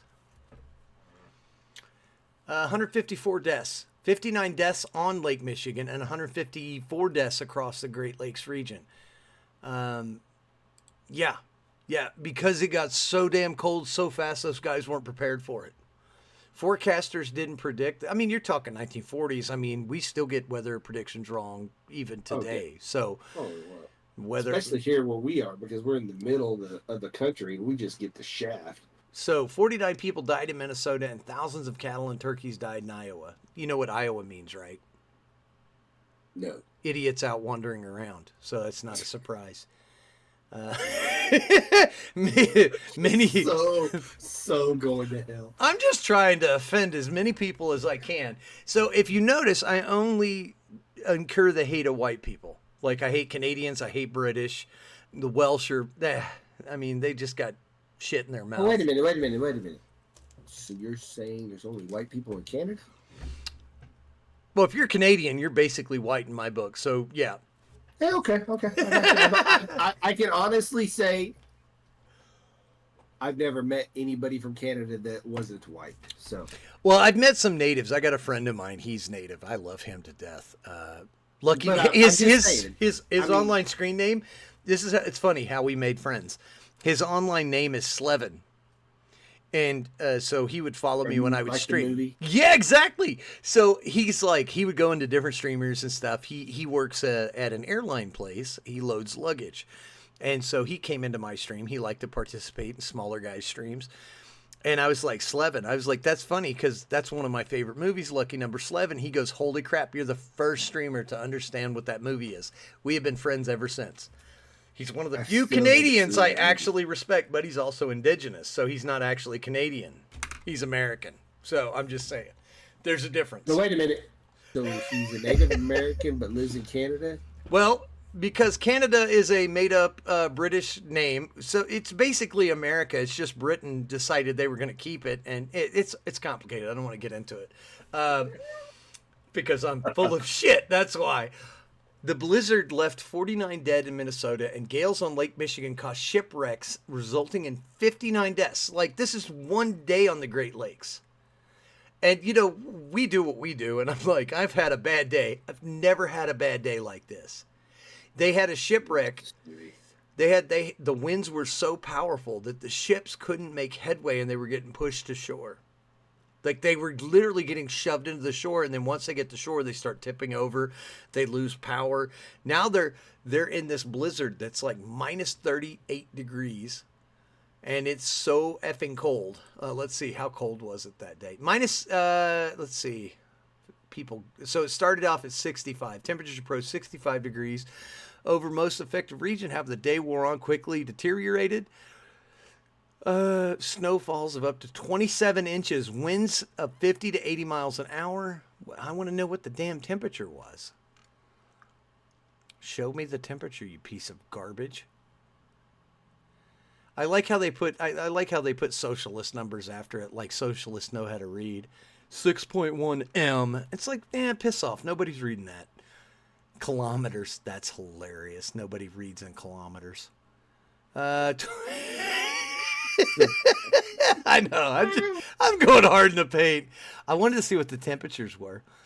150, 46. So it dropped down to 10 degrees with 80 mile an hour winds. That's effing horrible. And they said that the lakes, what ends up happening, because they're basically inland seas, the lakes end up, because they'll get the hot, warm, moist air from down south, it'll mix with that cold northern air, and it basically like ocean tornadoes. Like it just turns the sea up. That's terrifying, dude. Yes, That it is is. absolutely terrifying. But you guys can say you learned something today. I learned this from a YouTube channel called Big Old Boats. Now, big old boats. This guy's great. I really like that guy. He's the one that I was watching. Then I found one called Waterfront something. I can't remember. I'll have to look it up and post it later. He shows he shows oil rigs getting sunk, because I didn't know oil rigs were effing boats. They're actually boats. They're on pontoons. Yeah. And one was in Mumbai. And the title of his video, just look up, Cook cuts off 2 fingers and causes a huge oil rig collapse. It was during a storm. The cook cuts his fingers off. This is in Mumbai, India. It's this huge facility. So they're like calling in for helicopter. Helicopter's like, I'm not coming to you. It is windy. So they this is a recreation. It's not actual fact. Okay, it's not actually. This is not factual. Okay, no. This is. I was going to ask you if that's what the pilot said. Okay, go ahead. No. It's a recreation. It's an artist interpretation of the events. Okay. So they were like, "Well, can we get a boat?" And they were like, "No, you cannot get a boat." And he's like, "Okay, but we've got this." And a lot of the equipment was broke. So they get him down. They're like, "Okay, look, we can get this one particular boat in. It's really rough seas." And so they get it down there. The boat rises up and hits one of the production gas pipes, immediately causing a fire. Now, what makes this story horrific is they kept on crew, deep sea divers, in hyperbaric chambers, because they would go down and work at depth. So what they had to do is they had to keep these divers while the rig is cooking. The rig is on fire, and these guys, they were like, well, if the rig sinks, we're going to keep you at this particular temperature or this particular atmosphere in this hyperbaric chamber so you don't get the bends, and you'll survive if you sink to the bottom of the ocean. So these dudes are just sitting in a cooking pot. And waiting on death. Yeah, like they're just sitting in this chamber, and then they run out of gas. So somebody has to get out and go switch the gas and turn stuff around. I'm just like... You think you got a bad job. I don't care what job you got. You're not sitting in a oven going, we can't get out because the cookies aren't done. Like, you know what I mean? Like, oh my God, man. Yeah. Yeah, so that's what I did all week. I was listening to horror stories. Going down the road, I was just like, oh. And what's even worse is your horror stories always involve water. Because I hate water. Water's not natural. If we were supposed to swim, God would have given us gills. Stay out of the water, people. But he let us make air breathing apparatuses, underwater air breathing. He didn't. That's a heresy. I've learned that from Warhammer 40K. That's heretical information. You shouldn't be able to make that. That's from the enemy. It's chaos. We're doing that despite the God Emperor's decision. Yes. Okay, so your how do I say, nightmares always include water. Yes. Mine always include 8 legs. Oh, F you. Yeah, I don't like those either. Okay, so no, wait a minute. Okay, let's do it. This is our state now. You know, we were both born here. Well, I wasn't. No, I wasn't born here. No. I wasn't born in Oklahoma. Okay. I was born in Colorado. Where were you born? I don't remember. Colorado. Yeah, I was born in Colorado. That's what I thought. That's why I said we were both born here. Okay. So, just east. Hold on. Let me double check this. I was looking this up earlier. I wanted to be accurate. This town is east of Pueblo, which is south of Colorado Springs, which is south of Denver. Boulder? Yes. So this town is called La Junta. Oh, La Junta. No, La Junta. La Junta famously has Bent's Old Fort. You can go tour it. It's free to go. They have reenactors. Screw that place, because guess what? It is known for the tarantula mating season, and they can suck it. People go there from miles around to see the tarantulas mate, and that means there are more than one. That means there are whole bunches of big spiders. No, fuck that. No. So Bent's Old Fort. Big fangs. This big old fort is covered in spiders, and they can all suck it. Let's get flamethrowers, nuclear bombs. I don't care. That's one less species on the planet. Okay, but side note, No, for those of you no, watching, you can no. go here. It's free, and there's no tarantulas. I've never Yeah, I seen a wonder tarantula. why. I wonder why it's free. Huh? It's on the Yeah. Santa Fe Trail. I've been there every time we go to Colorado. We stop by here to see it. They got a giant pool table upstairs. They got cannons you can play around with. It's not worth. It's $10 now. It's cool to see once. We've only been there, I think, 3 times. I did, take the kids. It doesn't surprise me because we drove across there one year because it's nothing. It's desert terrain in La Junta. You take it and take Just that think of highway. the It's town Highway that- 50, I think. It's Highway 50, and you go across. But we came across there during that mating Means you have a season. 50% chance of dying from tarantulas eating you. No, so we came across there, and I'm driving, and it's kind of getting dark, and I'm hearing all this crunching. And my kids are like, "What is that, Dad?" I was like, "I have no idea." We pulled out to a gas station, and my daughter had to go to the bathroom, open the door, and there's just stuff on the road. And I go, "Oh my God, those are spiders. Get back in the car." My daughter's like, "Oh God, go, See? go, go, See? go." See? Yeah, no. Yeah. They are comparing that. Back in town, the festival goers flaunted their tarantula-like traits in a hairy-legged contest. Oh. They paraded around the town in vintage cars with giant spiders on the hood. Oh. Think of Arachnophobia, the movie. Remember that cult classic? Little town, nothing but spiders. Yeah, no, screw that town. That's all I got to say. Let's see. Tarantula Trek. Oh, Yeah. F that, dude. No. Okay. So I need the viewers to chime in on this. Which is worse, ocean critters or spiders? So Spiders. put it in the Guess what? comments. I Put it can in the comments. I can stay out of the ocean. I cannot stay off the ground. Do y'all remember the picture that we put up a while back of Australia with the spiders? Yeah, go ahead. Tell me which is worse. I don't give a shit. Here's I the can stay out of the ocean. here's the thing though, is if you go up in the high mountains, you don't have any of that. So all you gotta do is go high enough. You got to get up there first, and then your food. So your food for the tarantulas if you sleep down low because you don't want to get eaten by the mountain lions So okay. that sound like witches cackling. If y'all have never heard that, YouTube that when you're done watching this. YouTube what a mountain lion sounds like. It's scary as shit. Let's go sleep up in the mountains. Let's sleep up in the mountains. Okay, so we'll go when it's going to snow 6 feet on us. There's nothing going to get us then, but it's going to snow 6 feet, and we got to become Eskimos. Or we go down a little further where the bears can still eat us because it's not hibernation time yet. F The you, mountain Ralph. lions. Spiders don't count. Yeah. So here's the thing. So what I'm hearing, this is what I'm hearing, folks. The males grow to be about 5 inches long. That's a big ass freaking spider. Okay, but here's what I'm hearing. Hold on. Here's what I'm hearing is our running platform to become dual kings of the United States is that we're going to wage war on insects and the ocean. That's our first goal, and the second goal is to kill Canadians with Mexicans. I think this is a good platform. I think we got a real chance. See, the only problem though is killing spiders means there's more mosquitoes. Do spiders eat Flies. mosquitoes? Whatever flies in their web, they eat. Have you seen those sick bastards that will catch insects and put it in a spider's web and then videotape the spider like doing its thing?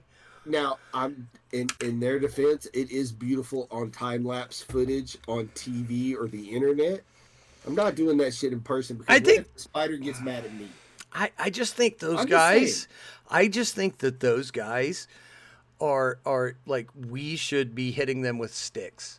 I just don't think they should be allowed internet access, and I think we should punish them for putting that on the internet.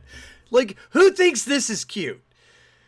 Like, No. oh, hold on, I didn't have it on here. Here we go.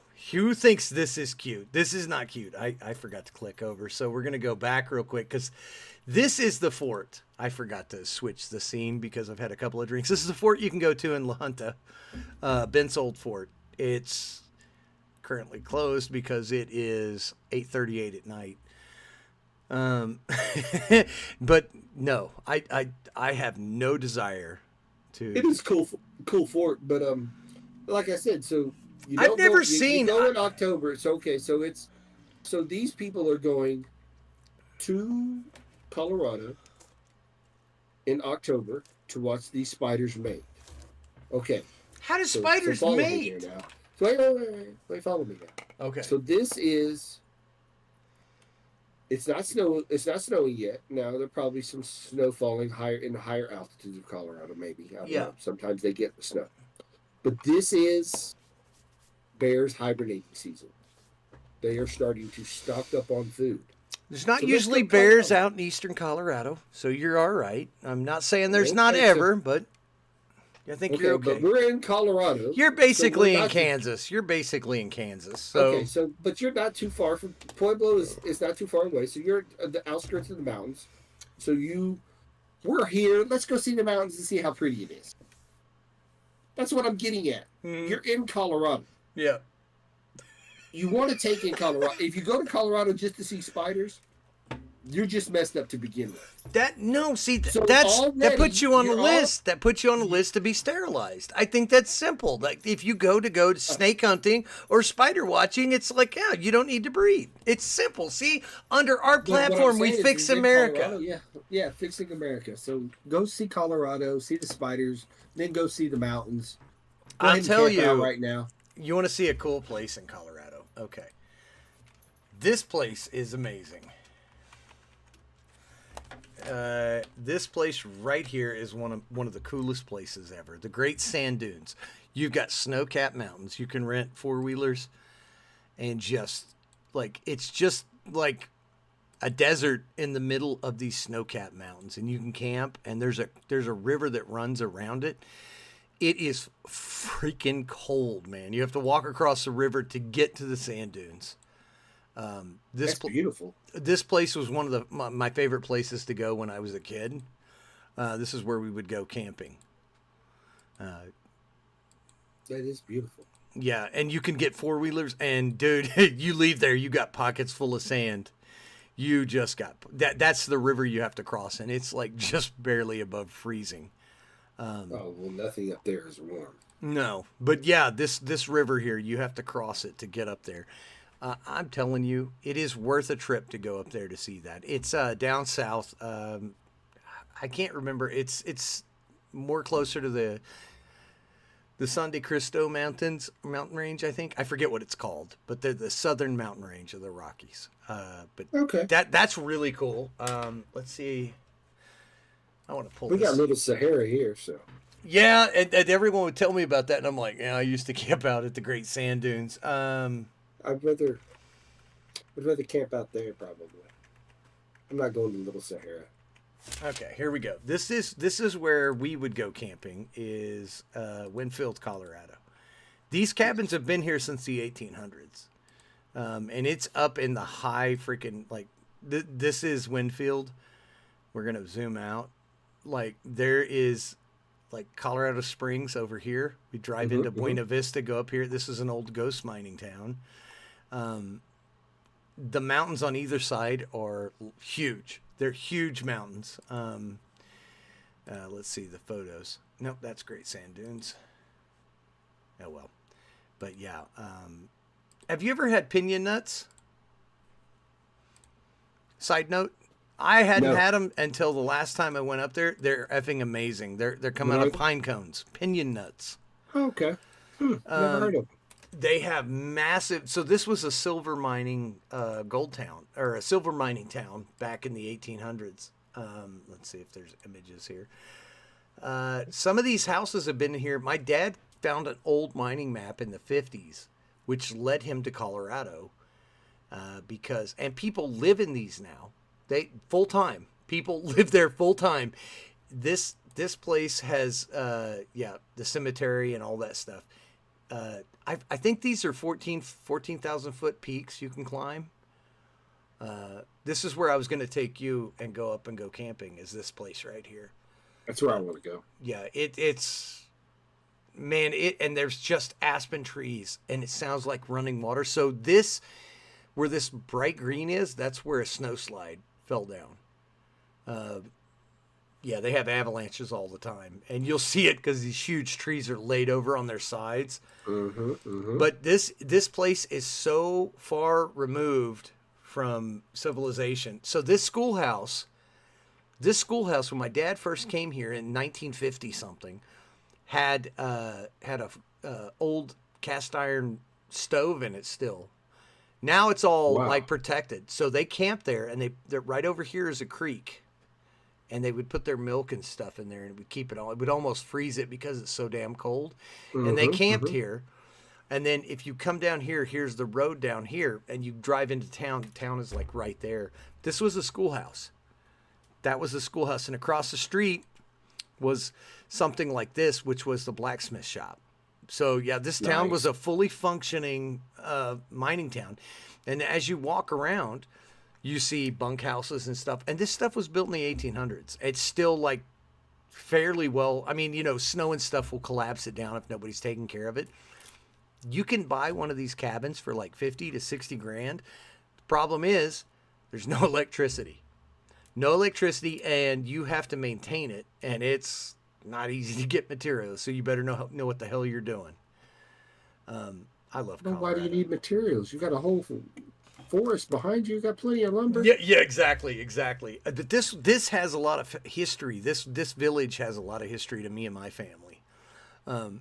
He found it, but so if you're going to go to Colorado, go to Winfield. It's pretty freaking awesome. All four of them. That's the name of the town, right? Yep, Winfield. You got to go through Vicksburg. Now, Vicksburg is cool. It's along the road to get up here. Pull over in Vicksburg. They actually have the old mining equipment that the miners use just sitting out in the open, and they have little signs up that show you what they did. It's really cool. It's a really neat trip. It's a beautiful trip. You're going to see. So when I put it in the maps, it doesn't show up for Winfield, Colorado. Wait a minute. No, it probably doesn't. That's why I wanted to take you there. It's off the beaten path. Vicksburg, Colorado. Let's see what we come up with real quick. So here's the cool thing. It's literally, it's not too bad. So here, it's not too far from Buena Vista. So no, it's not too far from Aspen. No. So here's the thing. So you see these trees on the video. Along here is a wooden guttering system that channels all the water out, so it stays out of the main street. This is Vicksburg. It's before you get to Winfield. Yeah, so it's not really out of the way. No, I mean, it takes about an hour to 2 hours to get there from Colorado Springs. I can't remember exactly. But these cabins have been there since the 1870s, I think. Chaffee Creek. Yeah. So, anyway. Yeah, it's just west of Colorado Springs. Yep. Just west.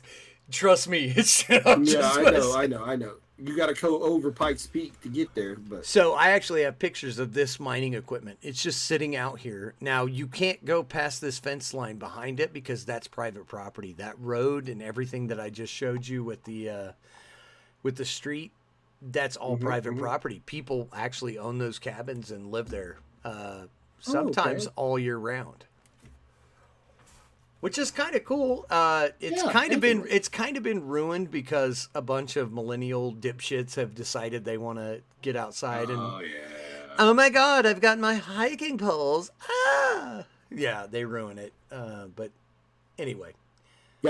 Those are the ones that get eaten by spiders, bears, and cougars. Oh my! That's fine. Why are we griping about that? Let them get eaten. Yeah, exactly. All right. I just have to be able to run faster than them. That's all I gotta say. You had to ruin that, but I still would rather face spiders because fire gets rid of spiders. What do you use to get rid of sharks? Dry land.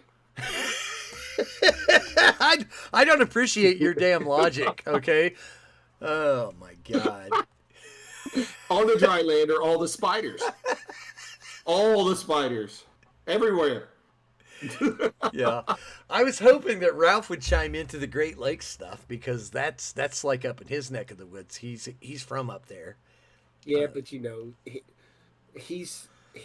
I think he's probably more pale white than you are, so he ain't never seen them. He's the definition of vanilla. No, he's worse than vanilla. At least vanilla has some flavor. No, you're thinking of tapioca. See, he's not quite tapioca. He's just plain vanilla, which is fine. Yeah, which is fine, I guess. So I was curious. I know we're kind of going long, but why do people hate Elon Musk? I really don't know. I don't either. Is it because he bought Twitter and it was like... That confused me. really, they didn't start hating him until he did that. I don't think. I mean, I don't think so either. Then the whole internet turned against him, and now he's running with Trump because I think isn't he going to take an office? The rumor is that Trump is going to give him some sort of Post.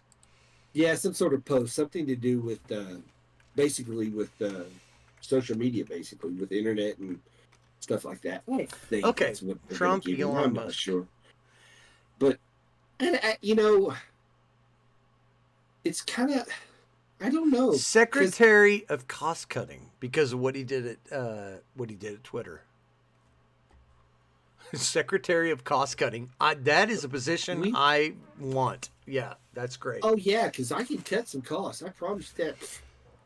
Oh, you're a senator? You don't get paid. Okay, so take it like this. Okay, so I want to give a shout out to a local bakery I stopped by. It is called the Okie Dokie Bakery. That's great. It's right there by the job. Okay. Okie Dokie. Let me type it in again. Make sure. Let me Yes, the Okie Dokie Bakery. It's right there by the job. And when I tell you, this lady has macarons that are amazing. Macaron is like a cookie, kind of like a double wafer cookie with something in the middle. You know what I'm talking about? Okie dokie local tasty treats. Let's see. Okie Dokie Bakery. Okay. I'm not sure they want us promoting them, but okay. I just want to give a shout out that the food was amazing. Okay. But some of the stuff that they used, I thought was a little much. Like a cardboard box to put a cookie in. It's basically a cardboard box. Oh, these look so damn good. I haven't had sugar in forever. I mean, other than my moonshine. Yes. So like cake jars. Oh, okay. I got to get off this. No, yeah. no. I told that lady, and they open at 6 o'clock in the morning. I said, "This is not good." She was like, "Why?" I said, "Because I get off early, and you're already freaking open." I had that lemon one. You see that lemon one right back up there? Yeah. That lemon macaron. Oh, go ahead and scroll back up. Oh, okay. Hold on. Scroll back up. I gotta. They have homemade Pop-Tarts. I was gonna say, I'm gonna guarantee you that goes good with coffee. Every bit of that goes good. There was not a single one that didn't go good with coffee. Let's Homemade see. Pop-Tart. Who that? Yeah. Oh my God, maple bacon waffle. That sounds gross. But didn't chocolate see it. cream pie. Oh, banana cream pie. Oh yeah. They had a Fruity Pebbles macaron. Now she makes all this stuff by herself. Cinnamon brown sugar is my jam right there. Ooh. You see that cookie? Go back down. You see that cookie right there? Keep going. That I didn't see it. Do you see the birthday cake cookie? I'm looking. Hold on. Yes, I see the birthday cake cookie. Oh my God. Oh my God. Homemade Pop-Tarts. Oh, creme brulee. Oh shit. And this is close to where we work? You know where we go to do where the little clinic is? Yeah. Yeah, Oh, okay. Right next door. That lemon macaron, one of the best things I've eaten. Oh my God. And they took good pictures. They took really good pictures. And her macarons look like that. That's what they So look what's like. the difference They're between a mini cookie and a macaroon? Macaron is like a Oreo kind of. I mean, it's almost like it's coated. I don't know. I don't think I've ever had one before. Okay. Yeah, I haven't either. Because that's what they look like. I ain't no effing French. Go back up on the macarons and see if they have the picture of the. Keep going. Okay. Sorry. Yeah, she doesn't have a picture of it on there. But like I said, on the menu, she had Fruity Pebbles, which was when I was growing up was my favorite cereal. That's just sugar in a bowl. Yes, it is. Yes, it is. They got cookies. Let's see. The cake jars looked amazing. Oh yeah, I was looking at those. I was like, oh God, the fat guy in me is screaming right now. By the way, I actually wore my old very first uniforms that I ever got when I was skinny. I'm back in them. So, yes, sir. That birthday cake cookie was amazing. So they have strawberries and cream, cinnamon roll. Oh, okay, we got to stop. That's. I just wanted to give a shout out. That lady was really nice. So if you're in the Oklahoma City area, go by Okie Dokie Bakery. It is. Hold on, I'm going to give you the address. We don't normally do this, but let's see. Where is the address? I got it. Here it is. It is 10429 West Reno Avenue. Suite 105, Oklahoma City, Oklahoma. Or check them out online. She's going to be like, can you please stop talking and using my name on your podcast? Hey, baby, we're just trying to help you. That food, and you know me, I try not to eat a lot of sweets. I saw 4 cars in the parking lot when I drove by there. I was like, there's no way this place is open. No way. Oh, that was breakfast. I mean, so for those of you that don't know, Kaz is like, he is hitting the gym. He has lost a massive amount of weight from when I first met him, when I was like, who is this tubby white guy? To now he looks, it's like you wouldn't even recognize him if you knew him back when I first met him. He's kicking ass and taking names. So yeah, for you to eat cookies, it's something. By the way, Ralph, you know, gym memberships aren't that expensive. $10 a month. I'm just. Or you could come with me for free. Anyway, so so the only other thing that I wanted to talk about was, do you remember the X Prize? Because you didn't remember that. You didn't even know about it because you're not a nerd.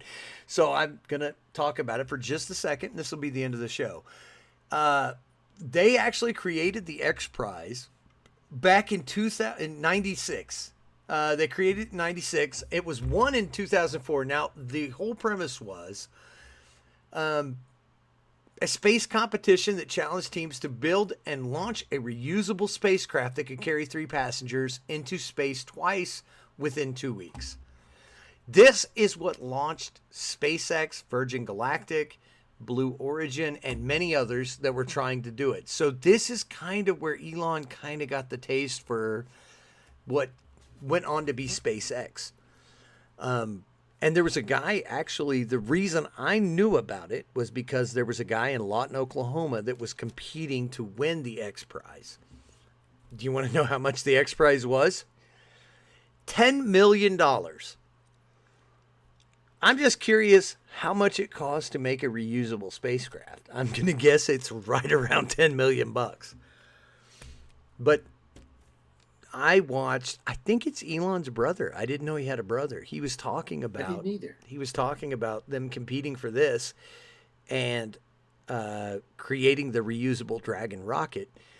They had to fight with the U.S. government to be able to launch stuff into space because the Boeing and everybody was charging us $200 million a launch because they were overcharging the government. Elon came in and was like, I can do it for less than 50 million a launch, and we could reuse the same rocket. You want to talk about, like, he needs to be in charge of cost cutting. Like, we need to save some money. We can get Ralph his realignment surgery. Our tax dollars at work. It's actually Rafina. Okay, whatever you want to be called, pal. So what's cool about this is once it was won, the Ansari X Prize inspired the launch of companies and other prizes, including the Global Learning X Prize, the Qualcomm Tricorder X Prize, and the Wendy Schmidt Oil Cleanup Prize. The foundation's mission is to inspire entrepreneurs to solve grand challenges and create a better, safer, and more sustainable world. Like, that's cool, man. Like, I don't know who's doing this. I don't know who Ansari is, but that's a freaking, like, you're offering an incentive for people to do the exploration. Like, figure out a way to make it to space, you know, twice within 2 weeks in the same craft. That's freaking cool, man, because now normal people can actually go up into space instead of having to sign up to NASA and pass all their tests. They're like, because I think Virgin Galactic did that. They took people up there and they give them bags of M&Ms so that when they're above the, like, stratosphere or whatever, they can open up the M&Ms and see them floating around before they bring them back down. How much does that cost, by the way? I don't know. I'm going to look that up real quick, and that'll be the end. Virgin Galactic. Let's see. Virgin Galactic. You talking about a trip to Mars? No. Cost per flight. Here we go. Cost to fly. Okay, what would you pay to fly to space? I mean, if I was, I don't know, because I don't really want to go to space. So No, I don't either. The So- thought of being on Mars with no trees, water, or oxygen is like, nope. I've seen too many movies to want to go to space right now. Now, if I knew that there was another planet that could support life, maybe. Only if they had hot three-titted women, then I'd be like, yeah, sign me up. And then I think about, who wants to go see the Titanic and they use a bad controller? Who's flying the shuttle to space? I'm like, yeah, but Now, okay. So let's put it to you like this. Okay, if Elon Musk was to be on that plane, I might spend $25,000 okay. because Well, then I know that a man that's worth one of the richest men in the world, if he's getting on this plane, then it's got to be safe. you're gonna have to take donations because reservation price is $450,000, following an initial deposit of $150K. Customers will make their final payment before their flight. Those interested in space flight reservations can visit virgingalactic.com. The thing is the guy that went down with the ocean, whatever it was, the bathtub that went down to the Titanic, he owned the company. So just because Elon's on the ship doesn't mean it's going to be okay. $450,000, folks. Sponsor the Odd Times podcast so that we can send Kaz to space. Wait a minute. This was your idea. Wasn't my idea. I was just letting you know. I'm like, come on. We're taking donations. We need $450,000 to send Kaz to space. Yes, we'll take the $450,000 and send it. Your ass is going to space, sir. You're gonna be like, Guess God what? damn it. Guess what? They're never gonna know it was me on that plane. You're gonna hold up a sign that said, I did this for you, Mama Kaz. Oh, we'll be like, all right, Ralph, here's the deal. You're gonna take my spot. Just limp on there and say you're Kaz. It'll be fine. No one's gonna know. Oh my What else God. you got to do? Yeah, exactly. You're just sitting at home playing video games. Come on, brother. Like, take one for the team. You know you're our favorite listener. Come on. Anyway, I think that's it for me. What do you got? That's all I got. I mean, couple things. Oh, It's yep. Halloween, like we talked about. Make sure you're buying your candy, getting your kids ready to trick or treat. Oh, it's next. Is it next week? No, we. The week after. It's Thursday. So we'll do another podcast on the 25th. I think we're gonna do one on Halloween stuff. So I'll try to come up with, because October I've been trying to do like scary stuff. So we'll see. If you have any ideas, post it in the comments of the video or let us know via the email or Instagram, Twitter, whatever. Yes. Which they can send us an email, oddtimespodcast@yahoo.com.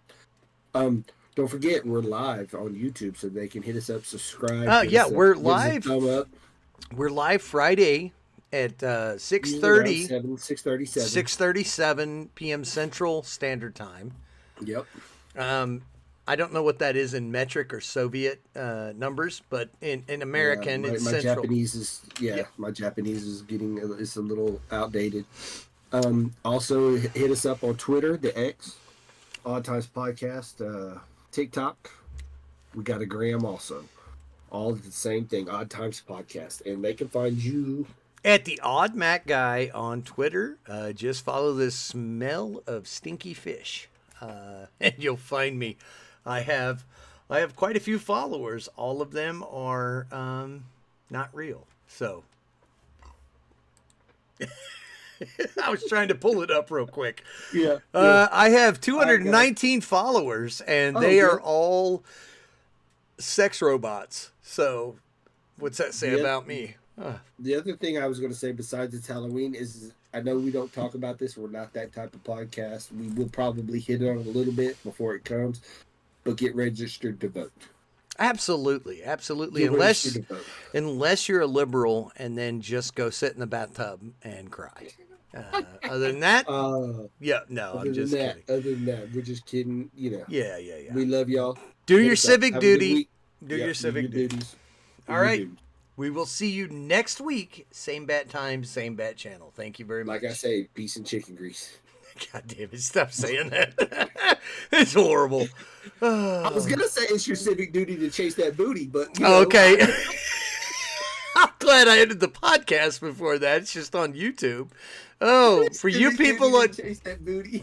Oh, my God. Civic duty to... That's horrible. That's horrible. Next week, so I'm taking ads for the new co-host of the Odd Times podcast. You got to have a personality and a 3-letter acronym for your name. No, I'm just kidding. For those of you watching on YouTube, we really appreciate it. Thanks for hanging out for so long. Love you guys. Yep, we do. Send us a email or whatever. I've had no, don't send booty hole pics. Send that to Ralph@yahoo.com. That's Ralph@yahoo.com. Send the starfish photos. Yes, he scans those. He makes sure they're good and clean. Damn it. I'm sorry, Ralph. I truly am sorry. No, he's not. No. So hopefully next week I'm going to try to get my my Twitch up and running and try to start streaming on Twitch. I don't know if I'm going to be successful, and I don't know how long I'll have my Twitch, because my last Twitch, I was basically on a clock because I knew I was getting banned because they started coming down with like hard rules, and the people that I had courted were not the nicest people. They were the dregs of society. So, yeah, Ralph was there on a few of those where we did Cards Against Humanity, and I was like, yeah. And I got a 48-hour ban last time, so we're gonna try it again this time and try to court a new audience. So I'll let you guys know how that works out. Until then, I'm thinking if you guys want to see me stream any games on the YouTube channel, just let me know in the comments or send us an email. Like, get in touch with us, let us know. Until then, I think we're done. Catch y'all later. Yes, we'll see you next week, hopefully, unless Kaz goes to space. All right. If you give us $450,000 to send Kaz to space, we're canceling the podcast. You're never going to see us again. We're going to relaunch under a new name. I'm just telling you. It's like, dude, that's $225 a piece, and you're like, that's bad math. That's too funny. Wait, what? It's like, shut up. Just go with it. Just go with it. And I'm going to slap Ralph next time I see him because he said spiders.